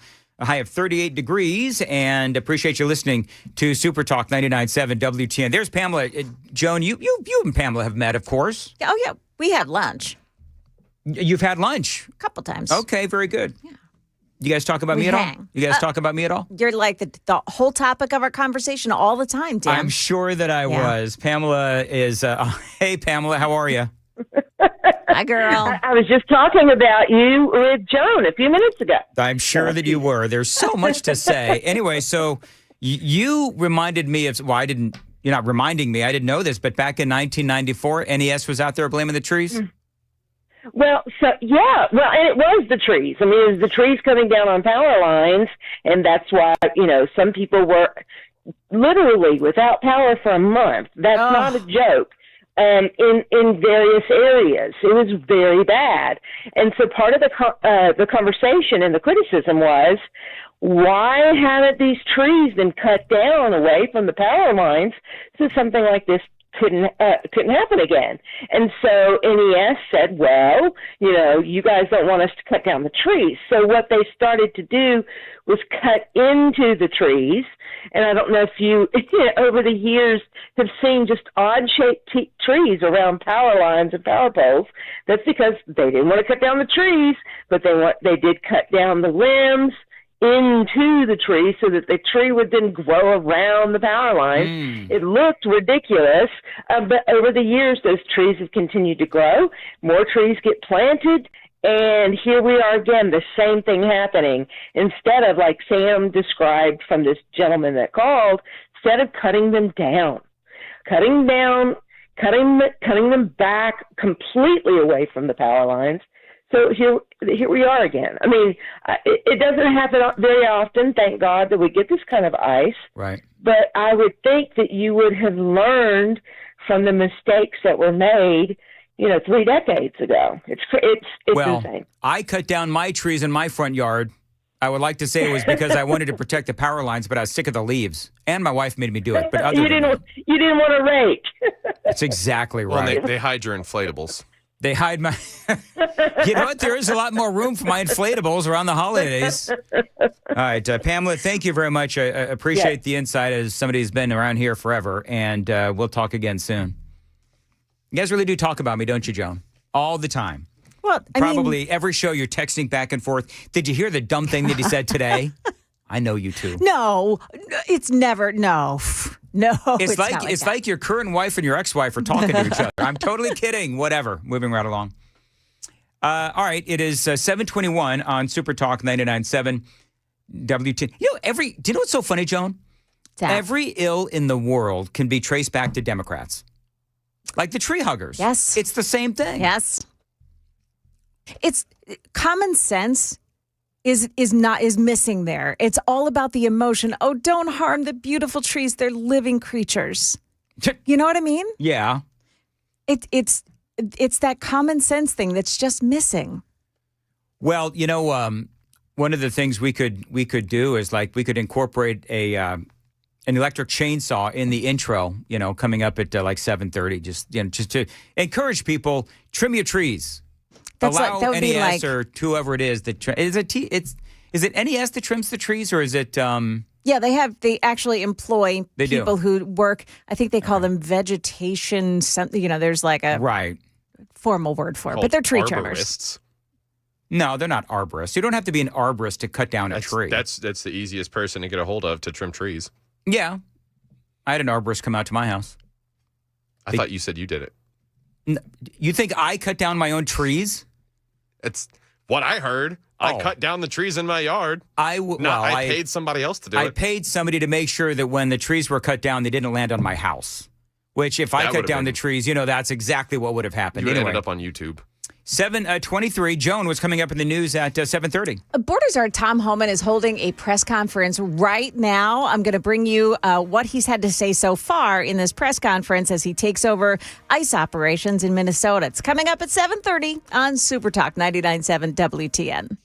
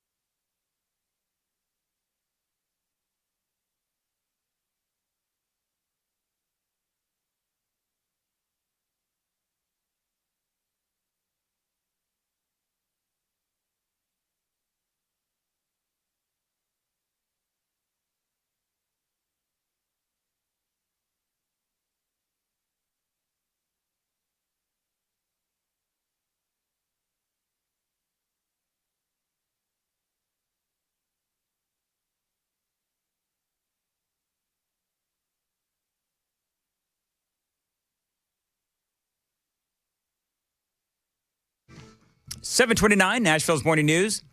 Super Talk 99.7 WTN. And coming up, I'm going to do a little bit more generator talk, but it's actually going to be, I don't know. It's really an HOA story. There is a family who went out and bought a generator only to have the HOA tell them to turn it off. Can you imagine that? I've got details straight ahead on WTN.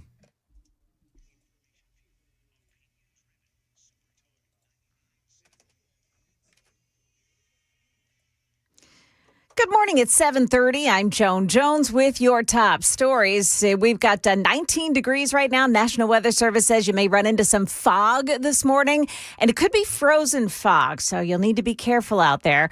We'll get to around 35 degrees today. Stefano says there's another shot of cold air coming for the weekend, and it may include some snow showers for tomorrow. Stick around for his full forecast right after the news. Still, nearly 100,000 homes without power this morning in the Nashville area. 93,000 of them are NES customers. Nashville Mayor Freddie O'Connell. This is a once-in-a-generation storm. It is the most ice we've gotten on trees, power lines, and roadways since the storm in 1994. Meantime, customers are still reporting receiving text messages that tell them their power has been restored when it's not. This woman lives near the Opry Hotel, and she spoke to Channel 4. They had closed it. It said your case has been closed, and it irritated me. I mean, my house is cold already, and I was irritated. NES says they're no longer sending out those text messages. Now, some of those customers, though, say when they contact NES to say, hey, my power still isn't on, NES opens a new case file, and they fear their case goes to the bottom of the pile. Happening right now, Border Czar Tom Homan is holding a press conference in Minneapolis. In his opening remarks, he says this is just the first of many to come since he's only been on the job as the new ICE commander in Minnesota for 3 days. In my meetings with folks so far, and most importantly, the governor and the AG, the Mayor Fry, we didn't agree on everything. I didn't expect to agree on anything. I've heard many people want to know why we're talking to people who they don't consider friends in administration.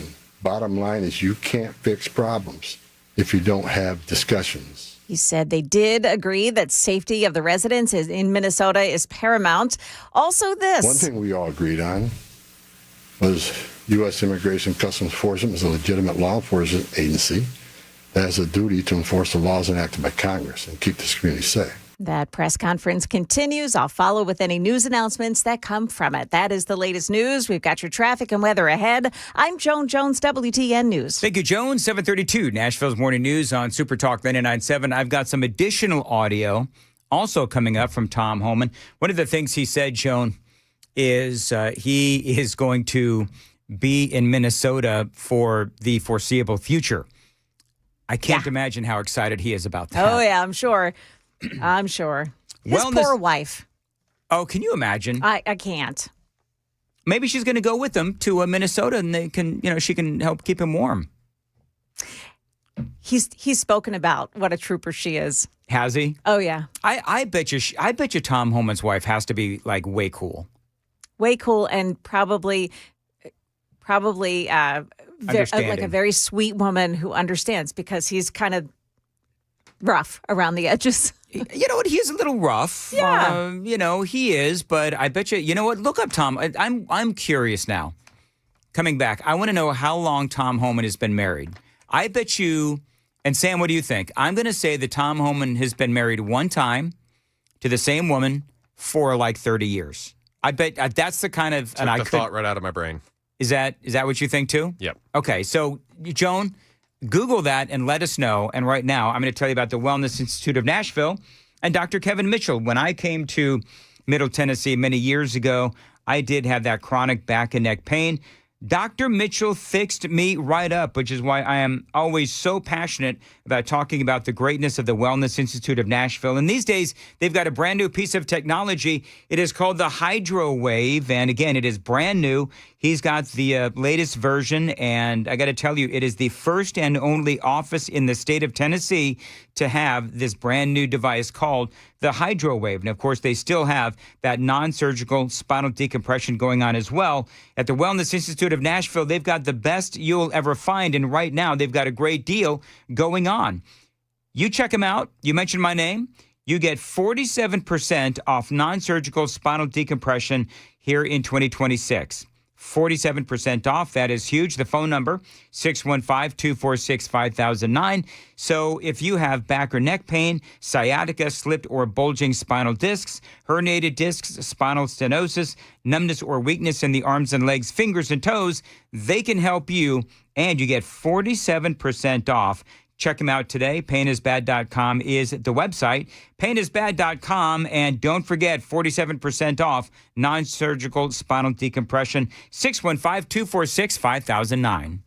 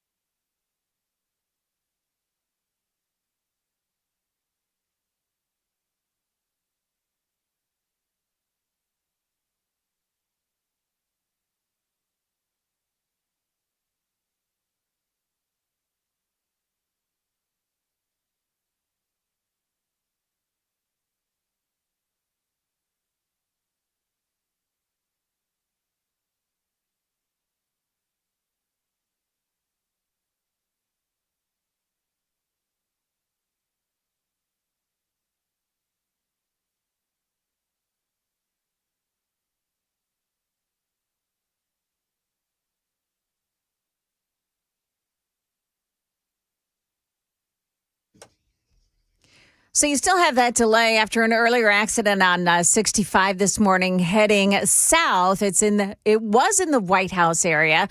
Very slow, though, from the White House through Millersville into Goodlettsville and then all the way into Nashville this morning. Residual delays after that accident. Now you have an accident as well, 24 westbound at Haywood Avenue. Make that Haywood Lane in Antioch. And the right shoulder is blocked off by it. Long Hunter State Park, Hobson Pike at Couchville Pike. That's another scene of an accident. Traffic every 10 minutes every morning on Super Talk 99.7 WTN.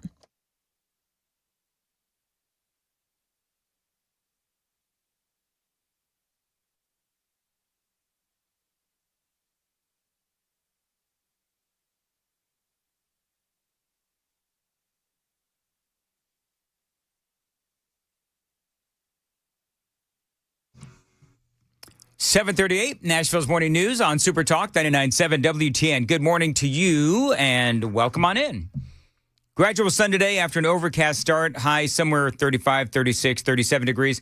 Bottom line is it is going to be above freezing, which means that some of this ice will melt. Okay, so we wandered into how long has Tom Homan been married? And I don't know why we did, but Sam and I both agree that Tom Homan has probably been married for upwards of 30, 35, 40 years. 45. 45. See, I was right. 45 years. They've been married since 1980. I bet you her name is like Mildred. Elizabeth. And she's pretty. Is she? Yeah, she's pretty. They have 4 children together. Yeah. Now, here's the sad part. in June, he told the Miranda Devine podcast that they live separately. Now, he's talked about this before. They have to live separately because of the number of death threats on his life. Wow. He tries to see her as often as he can. They have to kind of meet. And it's how sad is that? But she understands, she gets it. He left government service and went into the private sector for a while, made boatloads of money because he was in the private sector when President Trump called him. And he said, I have to go back. And she said, dude, it's a big cut in your pay to go back to government service. And he said, when the president calls, you can't say no. What a guy. Yeah. So what was the medal? There was, then I'm going to get to this story, but there was a picture that skyrocketed across social media, and it was Barack Obama giving Tom Homan a medal. What was that medal? Oh yeah, because I mean, originally, I had thought, is this a meme, a joke? But then I realized, oh no, Obama real. gave him a medal. Yeah, it was the Presidential Rank Award for Distinguished Service in 2015. This is one of the highest honors for career federal executives in the U.S. civil service, recognizing sustained extraordinary achievement, leadership, and contributions to public service. Homan received it for his role as the Executive Associate Director of Enforcement and Removal Operations at U.S. Immigration and Customs Enforcement. So he got that award being like a second tier leader. Yeah. Which is why he deserved the big job. Yeah, and he helped deport a whole bunch of people under Obama, and now he's doing it under Trump. I would be willing to bet that Trump is going to give him like a bigger medal just to outdo Obama. You know what I mean? And just to trigger the people on the left. All right, so... One more thing about Mrs. Homan. Yes. In that podcast, he said, she told me you need to go back into government service or we'll get divorced, because if you don't go back, you'll be waking up every day pissed off that you didn't go back. And I've got to live with 4 more years of you being pissed off. So go back and do the job. Do you know what's so funny? She sounds awesome. Well, she does sound awesome. Yeah. And do you know that is exactly what Amy said to me when I stayed at the hotel in Nashville during the ice storms. She said, you can, and I talked about this before, just give me 1 second. So, you know, the big question was, am I going to stay home and try to broadcast from home? But what if I end up with a power outage and I'm off the air for 3 days? Because then I can't get out of the subdivision and all that kind of stuff. And Amy, I mean, she pretty much said the same thing, which is, I know you, and if you stay home and then you're off the air, you are going to be impossible to live with. So for the love of all that is holy, go stay at a hotel. And I mean, because she knows me. And so off I went to the hotel. She's awesome too. She is some kind of awesome. Absolutely. Little wifey wife. All right. Let's see here. What is, you want to drop in? I shouldn't do this. Do you want to drop into what he's saying? Yeah, real quick. All right, here we go. Tom Homan. And we're going to make sure we do target enforcement operations. And look, I will say it again, we are not surrendering our mission at all. We're just doing it smarter. Shimon Prokopez from CNN. Mr. Homan, how did we get here in terms of, you had Greg Bovino, who was the face of this immigration operation. The mission, as you say, to having border patrol agents in the interior of this country, stopping U.S. citizens, asking them for ID, creating this fear in places like Chicago, and now here. And then finally, it took really the death of Alex Pretti for us to get here. How did that happen? Who made the decisions to allow Joe Biden let a bunch of illegal aliens into our country, you moron. To proceed in this way and to create such fear. People. Well, look, the Border Patrol, last 4 years under Joe Biden, we had an open border where there you go. 10, 12,000 people a day are coming across the border. Border Patrol got overwhelmed, which means we sent thousands of ICE agents down there to help deal with that humanitarian crisis, help secure the border. Now we have millions of people released in this nation, many unvetted. Now we got to find them. Before the big, beautiful bill, we had a total just under 5,000 deportation officers to look for millions of people, many in public safety threats. So yes, we needed Border Patrol to come and help on our mission now. And reason for the massive deployment is because of the threats, because of the violence. Our officers need to be protected. If I'm on an operation, an arrest team, I'm going to a house, I got to be busy with that guy, the dangerous guy, and I can't keep looking over my shoulder at what's happening outside the house. Yep. So we brought extra resources in to provide that security. And as I said, as we drill down on these great agreements we got and this great understanding we have means less. So we can draw down those resources. When the violence decreases, we can draw down those resources. But based on the discussions I've had with the governor and the AG, we can start drawing down those resources as far as those looking for public safety threats being released and do it in the jail with much less people. So the drawdown is going to happen based on these agreements. But the drawdown can happen even more if the hateful rhetoric and the impediment and interference will stop. So Border Patrol, I was a Border Patrol agent. These men and women are patriots. God bless them. They're here to help us. And the drawdown will come soon, depending on when this actually, I see this in play. But the agreements have alone is going to cause a significant drawdown. So you're going to see a drawdown. Ben, go ahead. Just on a personal, Go ahead, Ben. you've been doing this Ben, for go 40 ahead. years. Just a Tom Homan. follow-up. Ben, go ahead. No. First off, Ben Burkbaum, Real America's Voice News. On behalf of the American people, I just want to say thank you to you and to all of the agents that are putting their lives on the line to go after the people that were allowed in the last administration. We watched that happen in the media, the honest media, covered up by many of the media that are behind me. We want to say thank you, and to all the men and women that are out there. Can you talk to us about what's being done with the leadership on these signal chats, on these WhatsApp chats that are organizing the attacks against you, the obstruction against you? Are we going to be arresting those individuals as well? And to the folks out there in America that voted for this, that want mass deportations because they saw a mass invasion under Joe Biden, what would you say to them? How are we going to get to that point? Well, first of all, about the organization and the funding of the attacks on ICE. I'm not going to answer a lot about that because I'm not going to show our hand, but they'll be held accountable. Justice is coming. Ooh, yeah. Again, we got to all remember why the question from CNN, why are we here? What started this? 4 years of an open border where millions of people are in this country unvetted. Remember, let's not forget, for 4 years, we were told the border is secure. 4 years, we were told the border is secure. And we all knew it wasn't.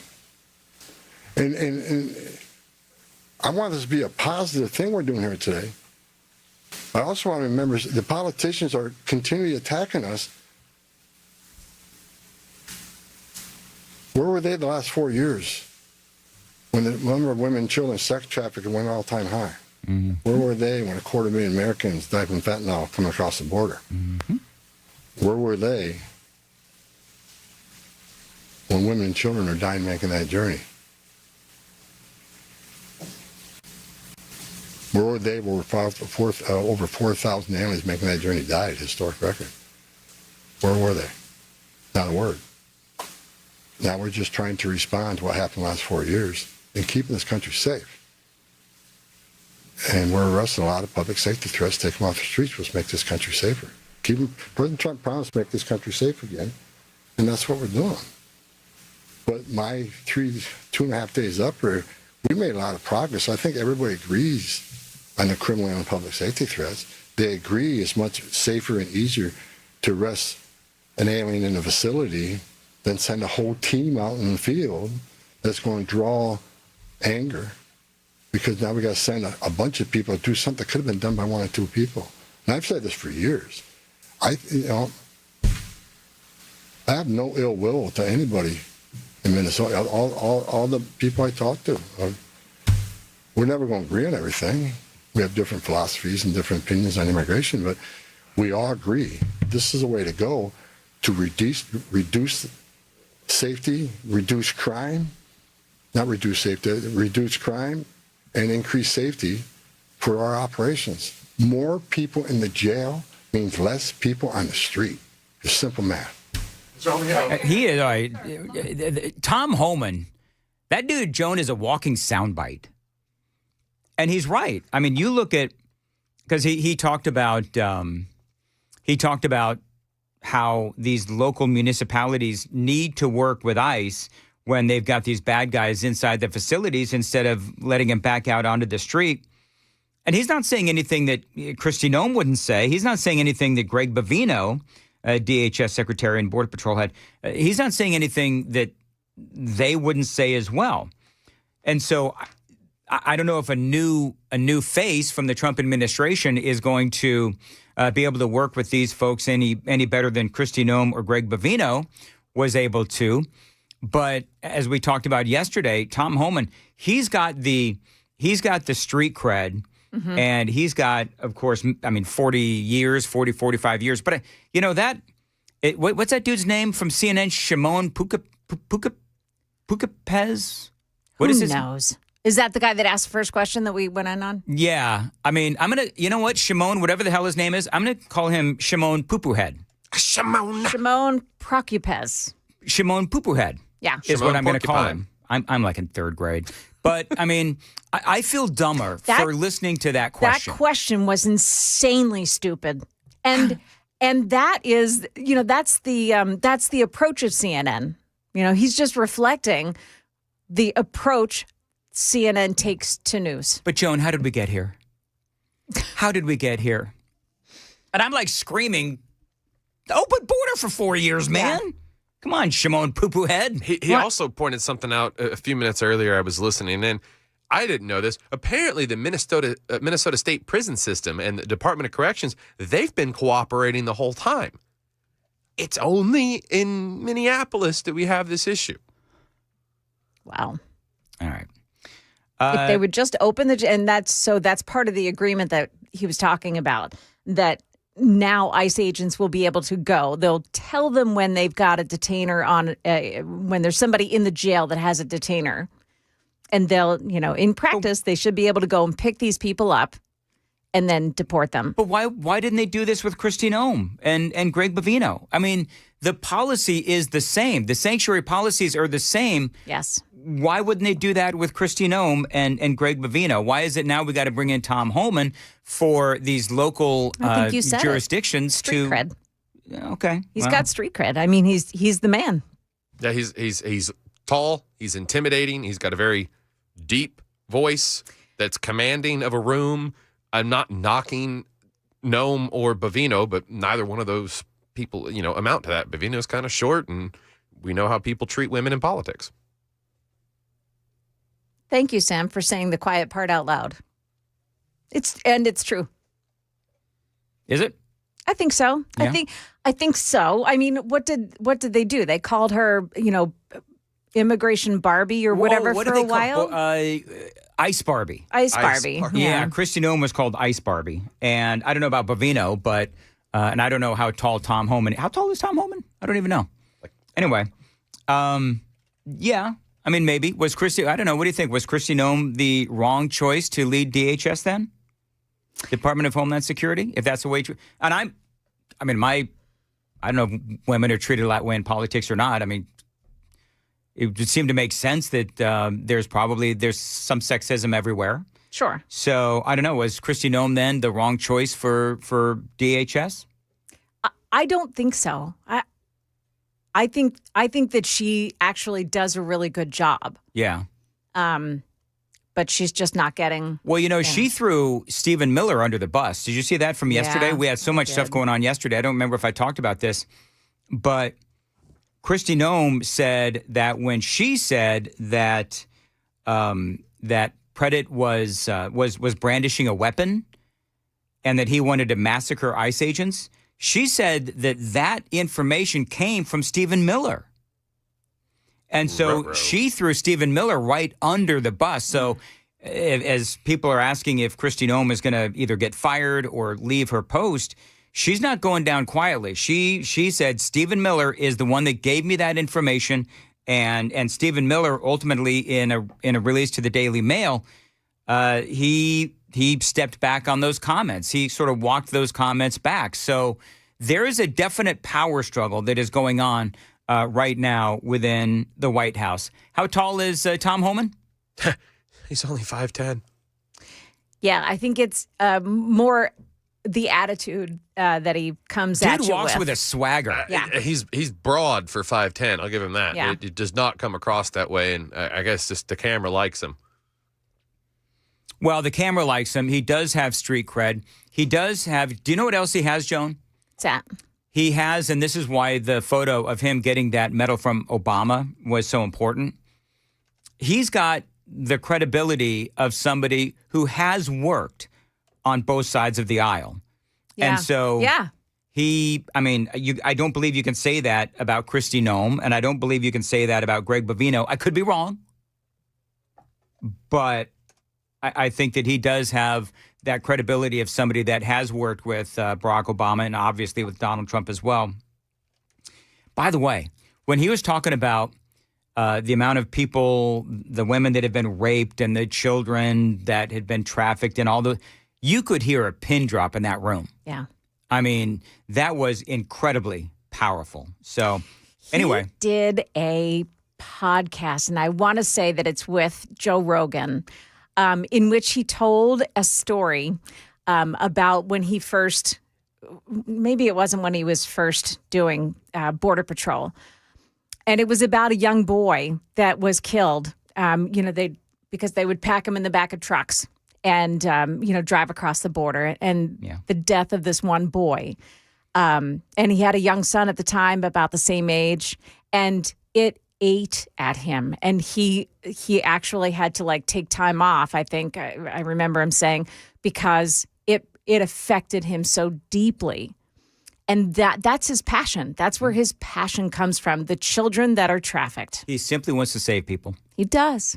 All right, 7:56. Joan, what's coming up in news? Well, we'll have more from Tom Homan's press conference here coming up at 8 o'clock on Super Talk 99.7 WTN. Hey, it's Dan Mandis, and my store for all things two-way has always been the Glock store, and a lot of people are talking about the new Gen 6. They're amazing, and you can get them at the Glock store. I know that I've heard from people having a hard time finding these guns, and the reason why is because they are so incredible. Now, the Gen 6, they've got the new optic system, they've got that RTF6 texturing, and that flat face trigger, among a whole bunch of other things. And, the Gen 6, it is really optimized to make you a better shooter, a more confident shooter, and Glock Store wants to make sure that you can get one. Now, every time they get a shipment in, they fly off the shelves. What you need to do is pre-order yours right now by going to the Glock Store. So head on over to the Glock Store, check out your options at their rental counter. Now, you go to check out the Gen 6, you can hold it, you can check it out, you can even fire it. And I can almost guarantee you that after you fire it, you are going to want to buy it. And right now, when you mention my name, you can get an extra magazine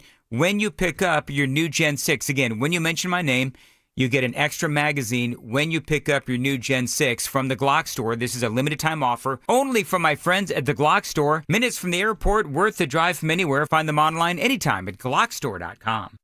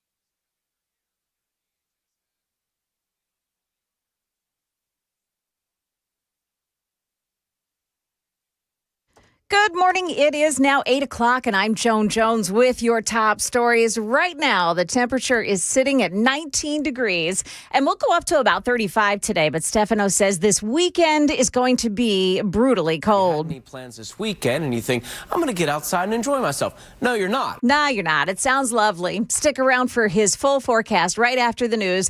His forecast, by the way, involves a little bit of snow headed our way. Power outage numbers this morning. Now, NES is still at 93,000 without power. Tri-County Electric, 7,300. Dixon Electric, 2,800. And Cumberland Electric, 2,300. As for Middle Tennessee Electric, only 4 customers without power. Workers, meantime, at IBEW say there is no truth to the claims that line workers were turned away from helping in Nashville. The union vice president, Brent Hall, saying union line crews have been, in his words, working with utilities at every opportunity, including here in Nashville. NES says that there are 900 line workers right now, 215 tree trimmers. Well, some folks in Davidson County unable to buy gasoline right now. WSMV4's Joylyn Bukovac. Well, we know that there is fuel available, according to AAA, but the problem is due to the icy roads and power outages, it's making it tough for delivery drivers to get to Nashville. And she says some stations still don't have power, so even if there is gasoline, the pumps are not functioning. Some people who decided to ride out the electric outages at the In-Town Suites extended stay in Murfreesboro are now out in the cold. A sprinkler pipe burst and flooded out some of those suites, and the hotel had to shut down. This man spoke to Channel 4. We spent over $400 in groceries, and it's in our refrigerator over there. And there's no power. So now we're going to be without food. And with the ice storm that hit, there's no motels available, and it's hard to find a room. So we don't know what we're going to do. In-Town Suite says they're working to help people to go to a Salvation Army shelter, but some of those folks tell Channel 4 they don't want to go to a shelter. Border Czar Tom Homan again this morning with an announcement, a couple of announcements at a press conference that he's holding. He said that he's pleased to announce that he had a good meeting with Attorney General Keith Ellison. And Ellison clarified that the county jails may now notify ICE of the release dates of criminal public safety risks. So ICE can now go and take custody of them as they are being released. Look, I've said this many times before. I've said it for the last several years. Give us access to the illegal alien public safety threat and the safety and security of a jail. It's common sense. It's safer for the community. It's safer for the agent. And they're safer for the alien. Because anything can happen on a street arrest. It just makes common sense. And for the people that argue. Yeah, he went on there with his comments. I'll have more from what he said today coming up. Market numbers brought to you by Beacon Capital Management online at beaconcm.com. Stock futures on the plus side. Dow futures up 21 right now. NASDAQ futures gaining 37. And we've got the S&P futures up 16. That's the latest news, traffic, and weather. Next, I'm Joan Jones, WTN News.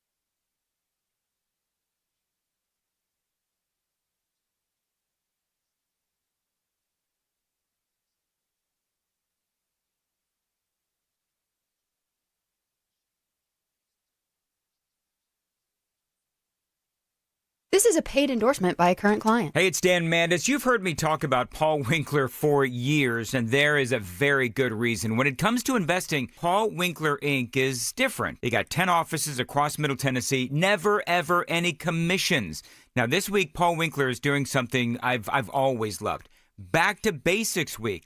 It is designed for everybody, no matter your education, no matter your experience, or how much money you are investing. Paul is going to answer all your questions. You know, he's going to break down stuff most people are maybe too embarrassed to ask, like what's the real difference between stocks and bonds? Why do financial experts always seem to disagree? And how many stocks does it actually take to be diversified. Now, you hear about gold, right? You hear about gold, CDs, Bitcoin, real estate, which are real investments and which aren't. Now, Paul is going to explain the two biggest investing philosophies that you're going to see out there and how to know which one your advisor is using, the evidence behind each approach, and the potential cost of choosing the wrong one. They'll even help you answer one of the biggest questions people struggle with: Roth or pre-tax for retirement? What really makes sense for you? And by the way, if you think that you're paying more than you should, you probably are as far as management fees. Now, these fees are often just the tip of the iceberg, and Paul is going to show you what is underneath. Now, if you want clarity, confidence, and a plan that actually makes sense, go to paulwinkler.com. That's paulwinkler.com.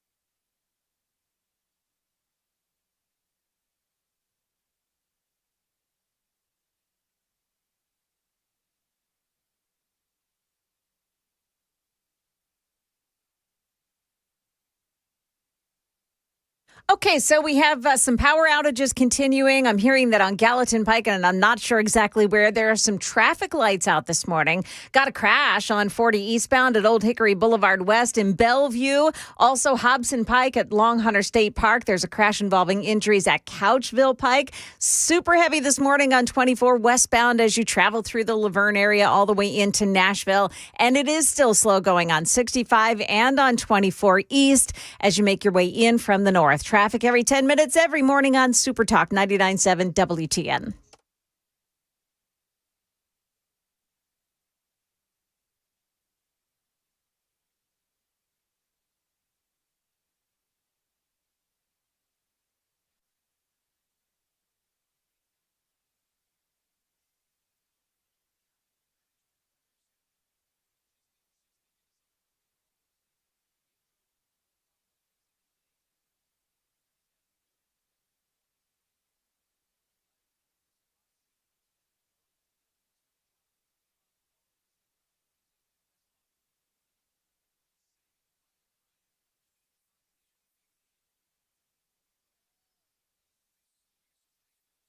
News with Dan Mandis.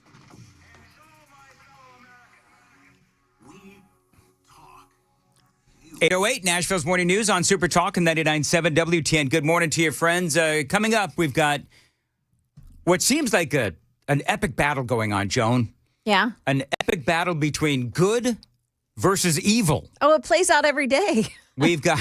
We see it every day on the news. We've got a woman who went out and bought a generator, and now she's the good, and now the HOA will not allow her to utilize said generator. So I'm going to play some audio from that. That is the good versus evil, but also talking about battles. And apparently the natives were getting restless over there on the YouTube chat. Yeah. And so they wanted a poll. And so Sam decided that his poll question was going to be, is Full Metal Jacket the greatest war movie ever? And so, Sam and I are kind of going back and forth. I'm going to tell you this. I'm not a big war movie guy. Yeah, Like, I've never even seen Full Metal Jacket. I've never even seen... I swear, the second one... Okay, Full Metal Jacket you can get a pass on, but Saving Private Ryan... Yeah, I've never seen it. See, that's what I would have said. You should have been tried at Nuremberg for that. Okay, well, I've seen Tropic Thunder, and I like... What is it? Is Tropic Thunder not really considered a war movie? It's a movie about making a movie. Right, it's brilliant. And it's got Robert Downey Jr. in it. So, Joan, so real quick, because I want to get to this. I've got a lot I want to do. So here's what I want the poll to be. Joan, do you have a favorite war movie? So you said Saving Private Ryan? No, I said Tropic Thunder. Okay. Sam said Full Metal Jacket. You want to go Saving Private Ryan? Yeah, and I have to justify this by saying, like, I don't really watch a whole lot of war movies, but I saw that one and I thought it was really good. Okay. Does Forrest Gump count as a war movie? No, stop. No, it happened during wartime. That's all. Yeah, but he was in the war. So you could count not a war movie. All right, whatever. All right, so those are the three then. It's a love story. Go on. So it's not a love story. He loved Jenny. Yeah, but whatever. I don't want to get. All right.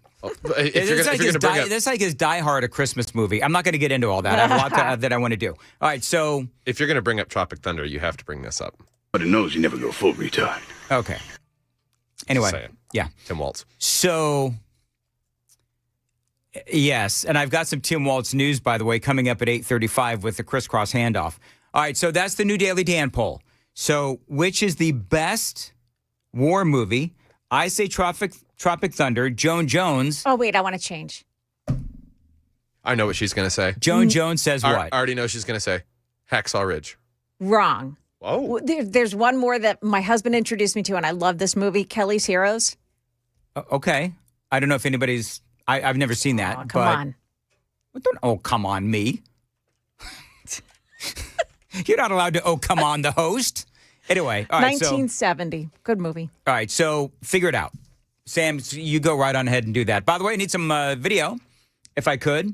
This is from WSMV4. Remember, this is good versus evil. A courageous battle. A woman who went out to buy a generator, and the homeowners association, the evil, who won't let her use it. Listen to this. From running the faucets to pulling out every candle in the house, Talia Caravello is doing everything she can to get through this ice storm. Even sleeping at night, it's still tough, no matter the layers.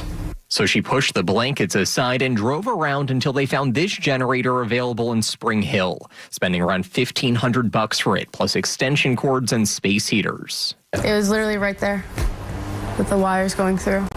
But Talia says just hours after they got everything ready inside and fired it up, she got an email from their HOA management company, Metropolitan Properties. Please remove it immediately. Talia couldn't believe they were threatening to fine her, saying the generator was a fire hazard and doesn't fit their aesthetic.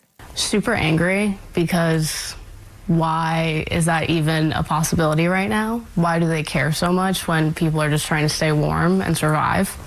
Listen, I think she's got a great point. I mean, I've been dealing with homeowners associations for a long time. And if she's just trying to stay warm, are you allowed to tell a homeowners association to stick it? Like, are you allowed to do that, Joan? Yes, but they'll fine you for it because I've done it before.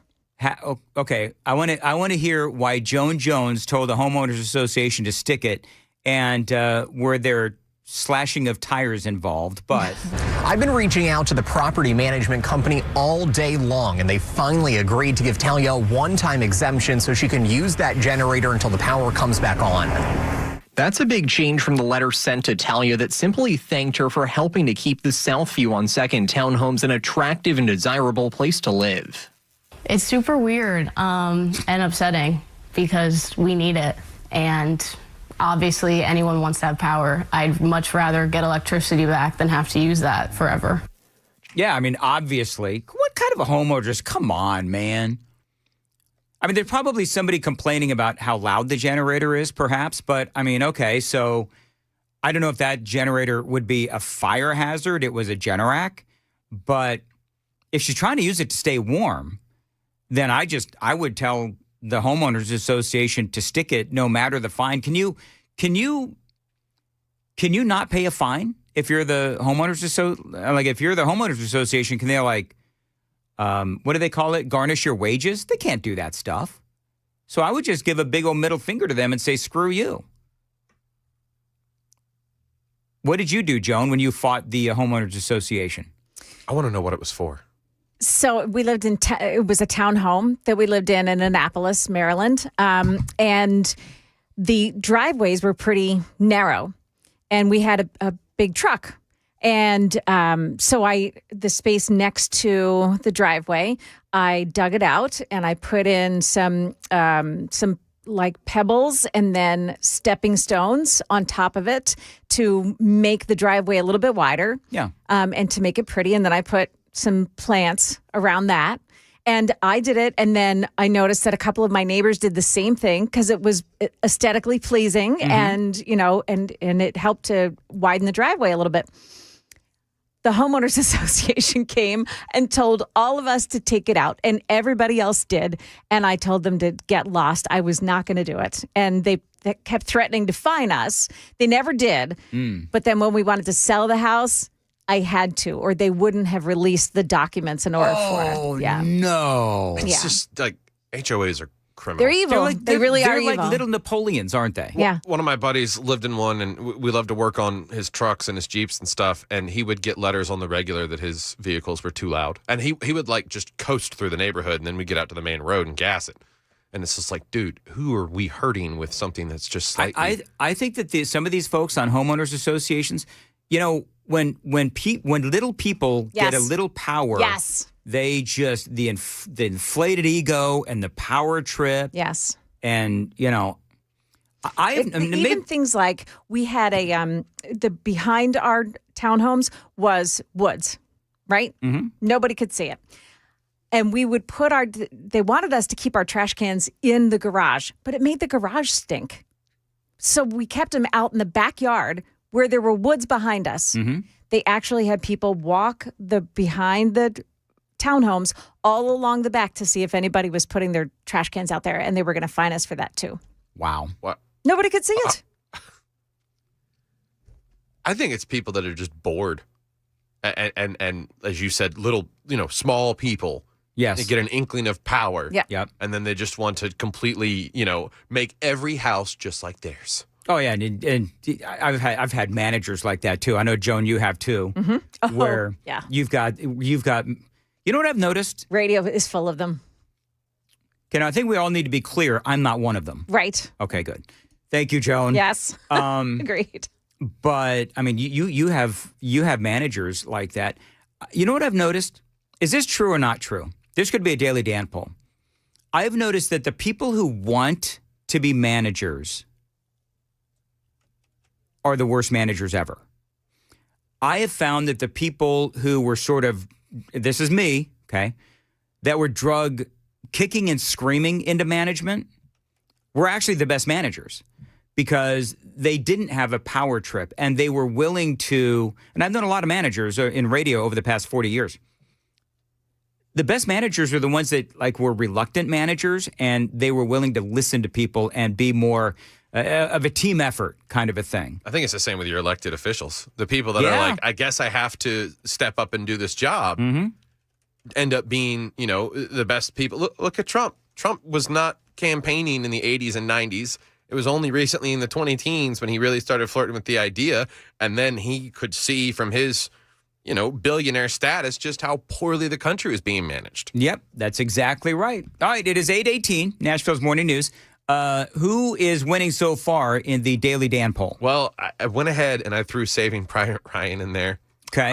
Which is dominating at 50% of the vote, followed by Jones, Kelly's Heroes at 24%, Full Metal Jacket at 19%, leaving 6% for Tropic Thunder. You know what? Me and the other 6%ers, we're the ones that are one vote. It got one vote. That's what I'm starting to math out in my mind. Because it was, as soon as I put the poll on YouTube, it shot up to 100% Tropic Thunder. And then ever since then, it's just been, whoever voted first. You know what? Thank you for whoever was supporting. And wow. I don't know if you guys are watching the super text line.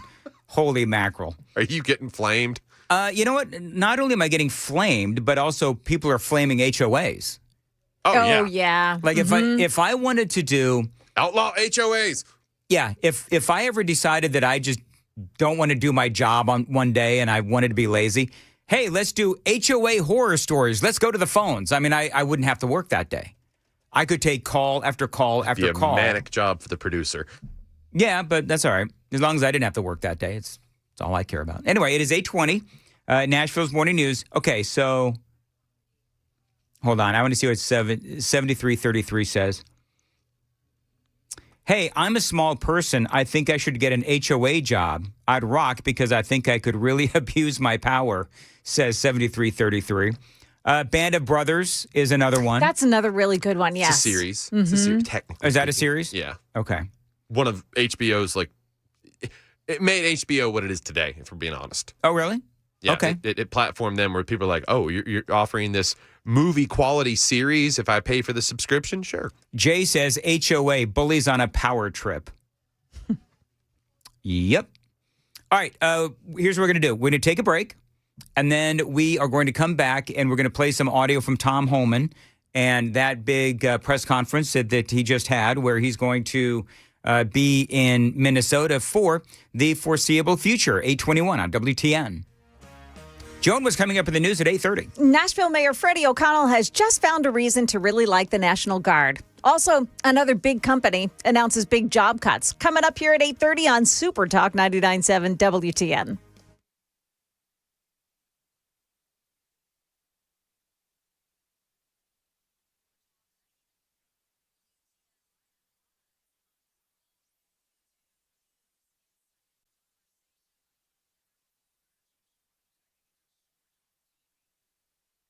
Have no fear, friends. I know that it's cold and crappy right now, but soon enough, we'll see the sunshine, and it'll be spring and summertime, and you need to be ready. In Contours, they can help you do just that. Now, at Contours, they are experts in red light technology, and they can use it to literally melt inches off your midsection. That's right. Now, they can get you started for just $99 to see if it works for you.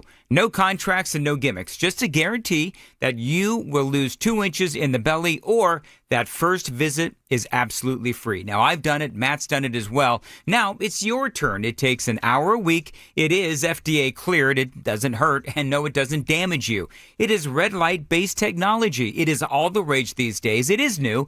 And yes, it does work. And Contours specializes in targeted fat loss, facials, and a whole lot more. Now, you go, you try it, and you like it. You buy a Belly Buster package, and you get 3 free maintenance visits.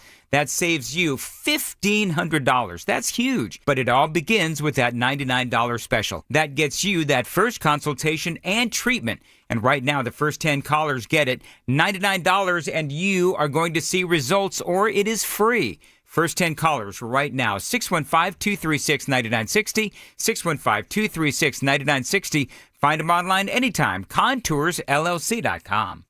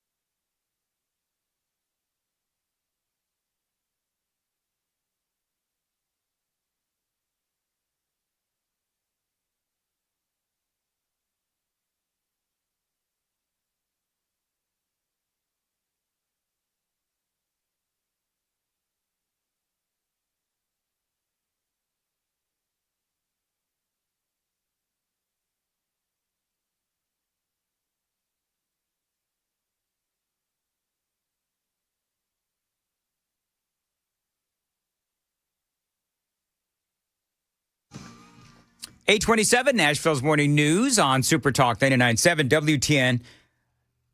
I've seen that Chris Hand has arrived in the building. So we'll ask Chris if he has a favorite war movie. Because, of course, being Canadian, he's probably not into war movies, Joan. Well, Canadians don't really, they let us Fight all handle the wars. all the, Yes. so. Let's... Okay. He doesn't know we're talking about him, and he's right okay, here. hold on. Shh. I'm going to lay that line on Chris at 8:36 about him being Canadian and probably not appreciating the greatness of war movies. We'll see if he has anything to say. So don't tell anybody. Don't tell him that we're going to do that. Don't lean back in your chair and suggest anything, Joan. I saw that. I would never. I'm always watching.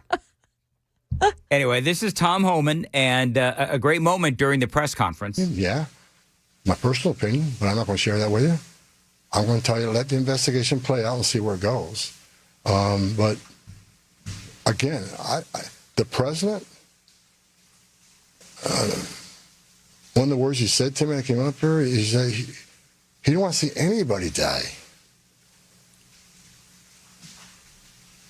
The less interference, the less rhetoric, the less, I have buried Border Patrol agents and I buried ICE agents throughout my career, and the saddest thing I've ever done is hold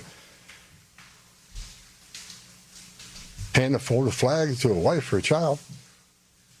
I don't want to see anybody die. Wow, Tom Homan getting emotional. People we're looking for. I don't want to see anybody die. And despite what people think of Tom Homan, I say a prayer every night that everybody goes home safe. This isn't good.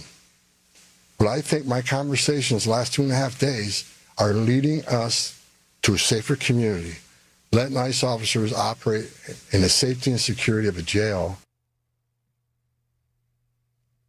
That is Tom Homan getting emotional. And I think that nobody can doubt his toughness or his sincerity. So hopefully we'll be able to see some progress there in Minneapolis, Minnesota. It is 8:30 on Super Talk 99.7 WTN.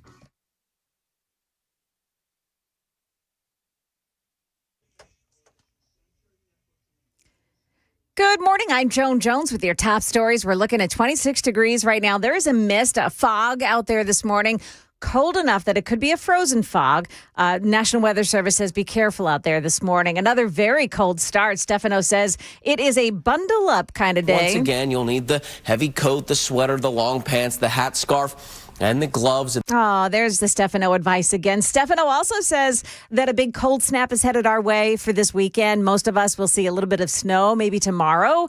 His full forecast is right after the news. The National Guard is now on its way to Nashville to help with the cleanup. Mayor Freddie O'Connell making that announcement yesterday.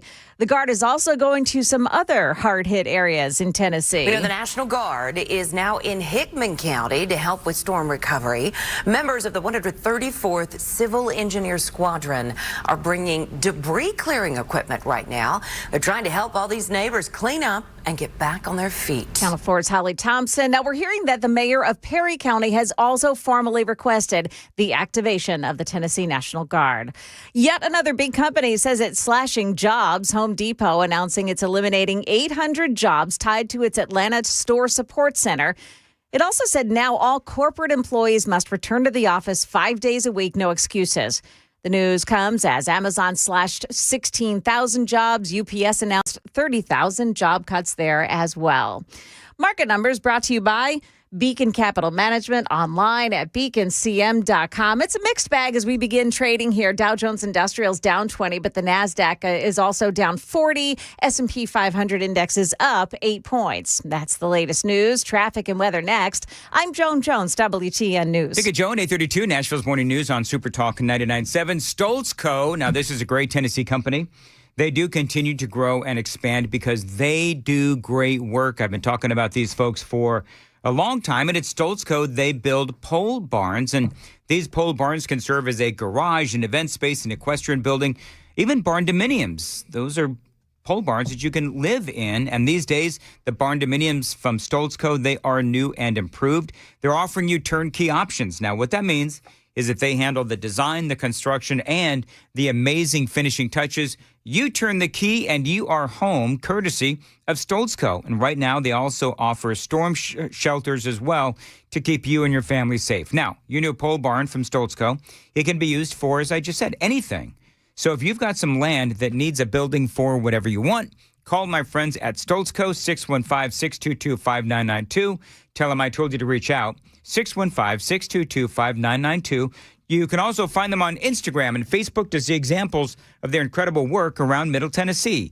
STOLTZCO, StoltzCo.com.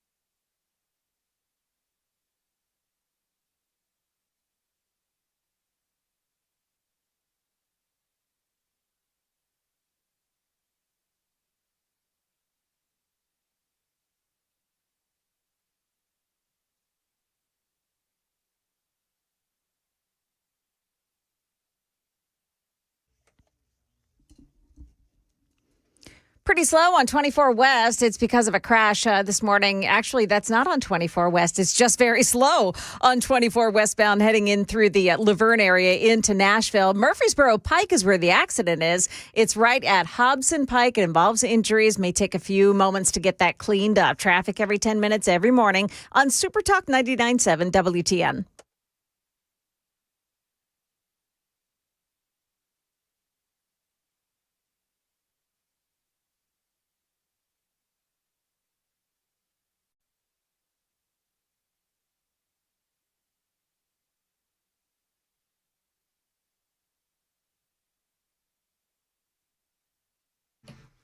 .836, Nashville's Morning News on Super Talk 99.7 WTN. Good morning to your friends. It is time for the crisscross handoff. Now, Chris, we're talking about war movies. Yes. And we're all talking about what our favorite war movie is. And I was going to ask you, but you being Canadian, I know that you're a pacifist and you disapprove of such things. Dano. Where I grew up, all the kids were about the rage of the movie, the movie that detailed the War of 1812, eh? Eh? Sitting around Tim Hortons talking about all the great. Everybody does it. Yeah. Now, I'll be honest with you. The best war movie out there isn't historically accurate. It's Inglourious Bastards. Okay. Yeah. You were telling me off the air. What is the the plot? I mean, well, I don't want to. Do I spoil a movie that's 15 years old? Is that okay to do? I feel like that's okay to do. There was an alternate reality where there was an assassination plot planned against Hitler, and then the Americans go into Germany during World War II and they follow through. Okay, so what would a world be like without Hitler if that's what it's about? Okay. So not really. What I mean, happens? it's just World War. It's World War II. Yeah. They get into Germany and then they kill Hitler. Okay. And then you get Finn. It's over. Oh, okay. It's awesome though.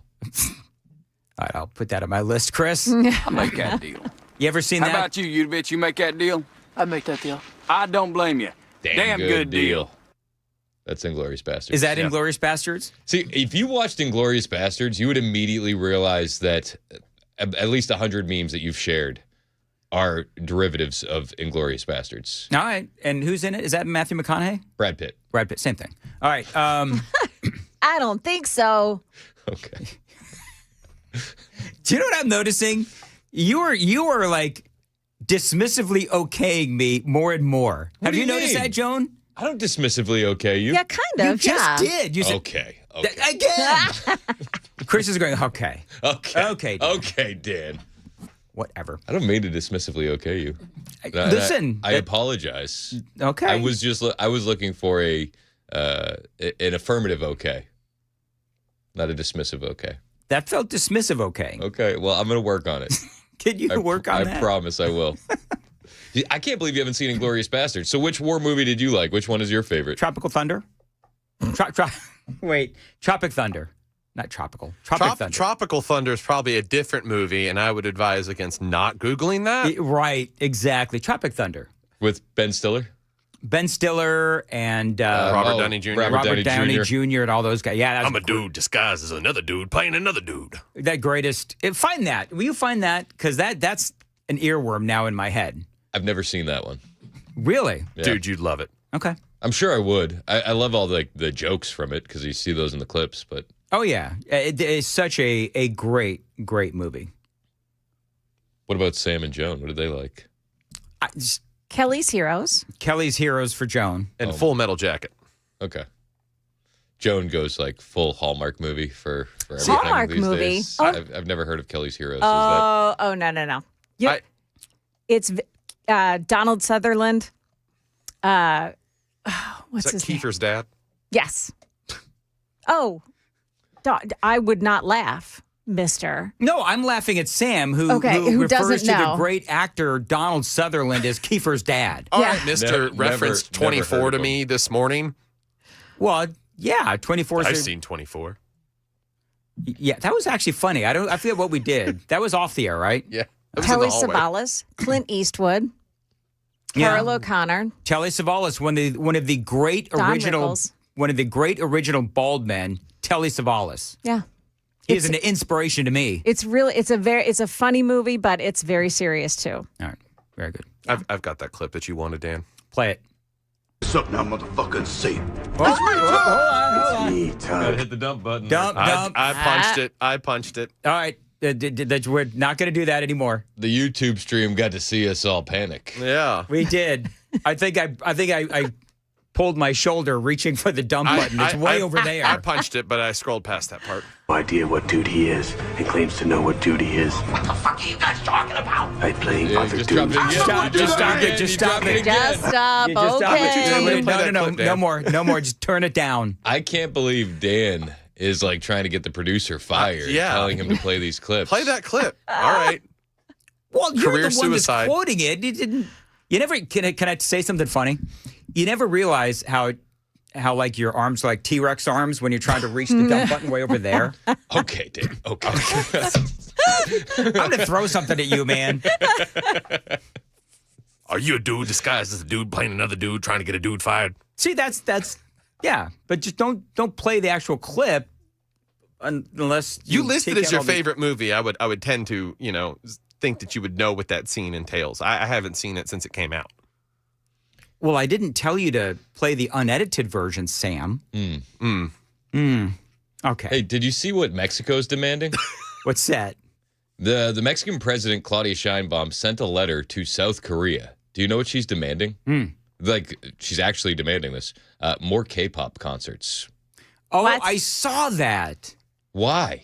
Why? Why do you need more K-pop? Sam loves K-pop. What? Yeah, he's a big K-pop fan. No. That and airing F-bombs on the radio. That actually tracks. If K-pop is short for cake pops, I do love me some cake pops. Mexican President Claudia Sheinbaum raised eyebrows this week when she announced that she had sent a diplomatic letter to the South Korean government on Mexico's behalf requesting more K-pop concerts. Now, we got to define what K-pop is. It's worst Korea's pop music. So, yeah, K-pop is not a band, it's a genre. Right. And they are usually like smallish children, 12, 13, 15, 16 years old, I think. And it's like bubblegum pop. I think that's just how they look over there, Dan. It's like their version. It's short people. Is it really? No reason. Yeah, I think some of them are adults. Yeah. Oh, I didn't know that. I thought they were like. You just thought that they were kids? Yeah. All right, whatever. Anyway, and they are like America's version of like One Direction, not Boys to Men, but One Direction and NSYNC. Very true. Mm-hmm. So there you go. Well, so did South Korea say? I'll tell you what. If Mexico and Claudia Sheinbaum, if you can stop the drug cartels from sending drugs into America, we'll give you more K-pop concerts. I don't think they're even worried about that. So apparently the local news outlets in Mexico contacted the South Korean embassy, and then the Korean embassy confirmed that they received the diplomatic letter, and the government is analyzing a response, according to El Universal. Interesting. All right. Well, I hope they just write back. Because no. clearly that is Mexico's problem, right? Not enough K-pop concerts. That would fix a lot of things in this world. They need, who is it? He only plays one guy in every movie. In the SNL skit for Cowbell. Christopher Walken? Yeah. What we need is a little more K-pop down here in Mexico. I think Tom Homan should have brought a K-pop band with him to Minnesota. Nobody watches SNL anymore. No. That's why I brought a highlight up from the Golden Age. Sheryl Crow here in Tennessee, who apparently was without power for 4 days, she is making the comparison between the ICE power outages and ICE trying to get rid of illegal aliens. You want to hear what she said? Sheryl Crow says this: "We are going on 4 days of an ice storm with no power and no definite end in sight, which has felt very symbolic with all that is going on right now," she wrote in an Instagram post. "While my power was restored yesterday, much of Nashville is still without power with record low temperatures." She says, "I've had time to contemplate what it means to feel powerless, but we are never without power as long as we come together and raise our voices," Sheryl Crow continued. "We must show up to protect our freedom and the existence of our democracy from a corrupt government that is trying to make us believe we have no rights. They are lying. We are not helpless, even where ICE, in small letters, which is non-capitalized, which is ICE on the roads, and ICE, capital ICE, is concerned.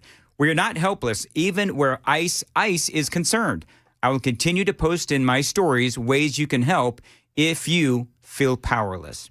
So she's trying to make this comparison, and it's such a stretch between ICE on the roads and the power and ICE in Minneapolis. And then you left out the part where the person working at Starbucks said, "Ma'am, you're in a drive-through. You need to pull forward."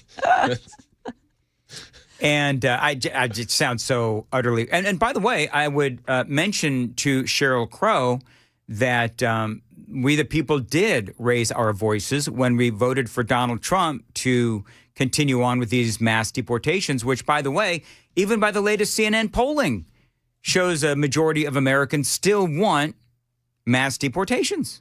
It's what we voted for. It is exactly what we voted for. The golden number is what, 30 million? That's the amount of illegal aliens that we need to get out of this country? Yep.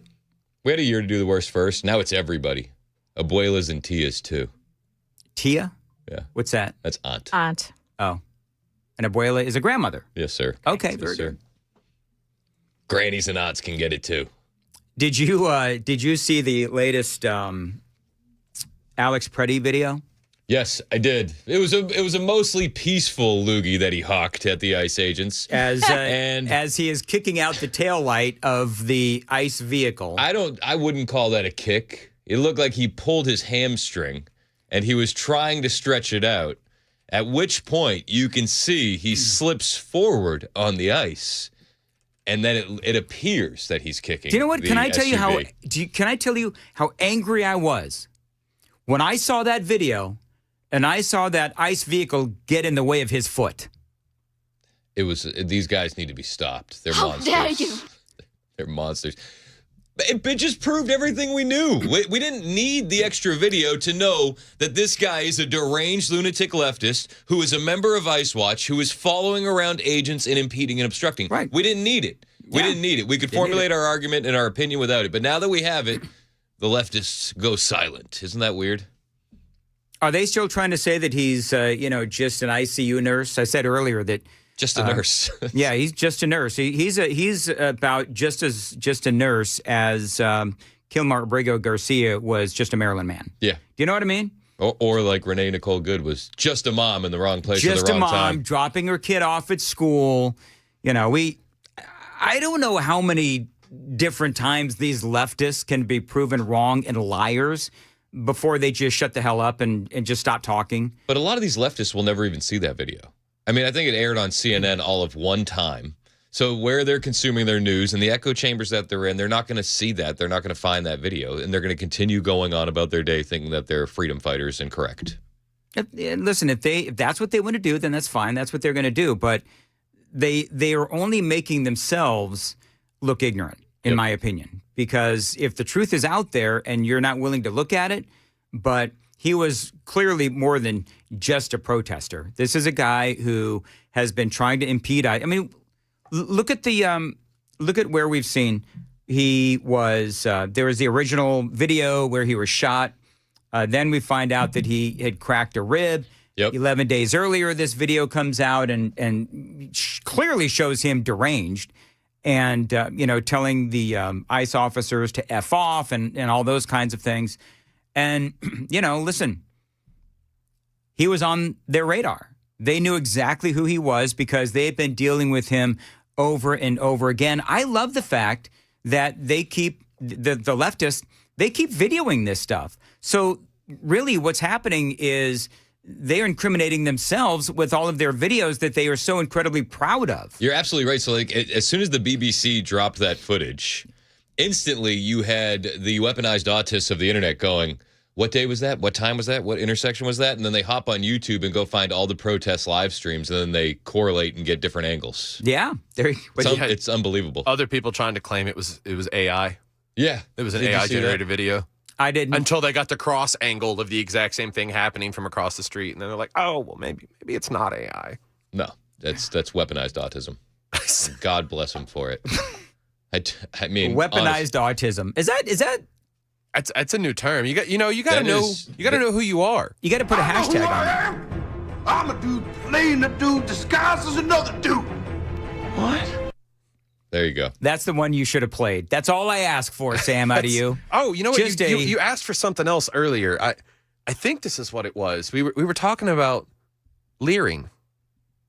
Oh, yes. Leering with Nick Shirley. Yeah. Did you see Nick? Do you have the audio? I've got you. Nick Shirley goes to the offices of Ilhan Omar with a sweatshirt from the Quality Leering Center. Go ahead and play that. I was going to say the problem is they never leer. Children? Oh, okay. What are you talking about? They never leer. They never. What? The fraudsters, they never leer. They never learn. They never learn. They never learn. Oh, got it. Okay. All right. Took a little explanation. The light bulb went off, and Yeah. it was a beautiful visual for those on the live stream. All right, so that was a moment early. I had forgotten about this. The funny thing is, Dan doesn't realize that Sam's playing a clip, so he starts responding to Sam as Sam is playing a clip. It was like, I didn't know what was going on. I'm just a dude responding to a dude. who had asked a question to me earlier, and the same dude is here. Yeah. I'm like responding to myself. That's a great point, Dan. You should do that. You cut up Murphy interviews all the time. Yeah. You should cut up Dan interviews, but take the guest out and just leave your questions and be like, well, that was actually spot on. And And what he responded was, and then just monologue. Do you know off. Mark Levin actually does that? It doesn't shock me. We need a transition visual of you like in a nice stoic chair by a fireplace. Thoughts with Mandis, and it's just you talking to yourself. Sure. Dan on Dan. That'd be a short video. Damn straight we did. Yeah, I still don't really truly understand the joke. Were you listening at the time? They misspelled. No, I know the that. Center. I didn't. No, I know that. I didn't get.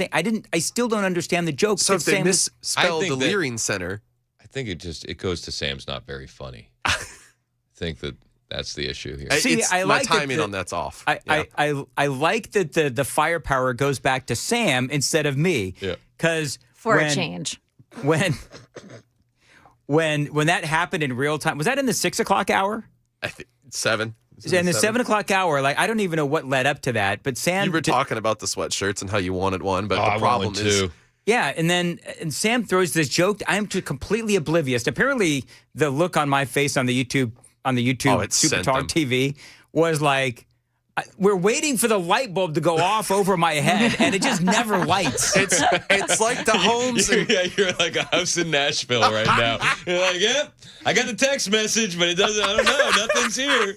Nothing's here. The lights are not on, and someone may be home. Oh my goodness! But whatever. You know what? Maybe Amy will explain to me the joke when I get home. I know.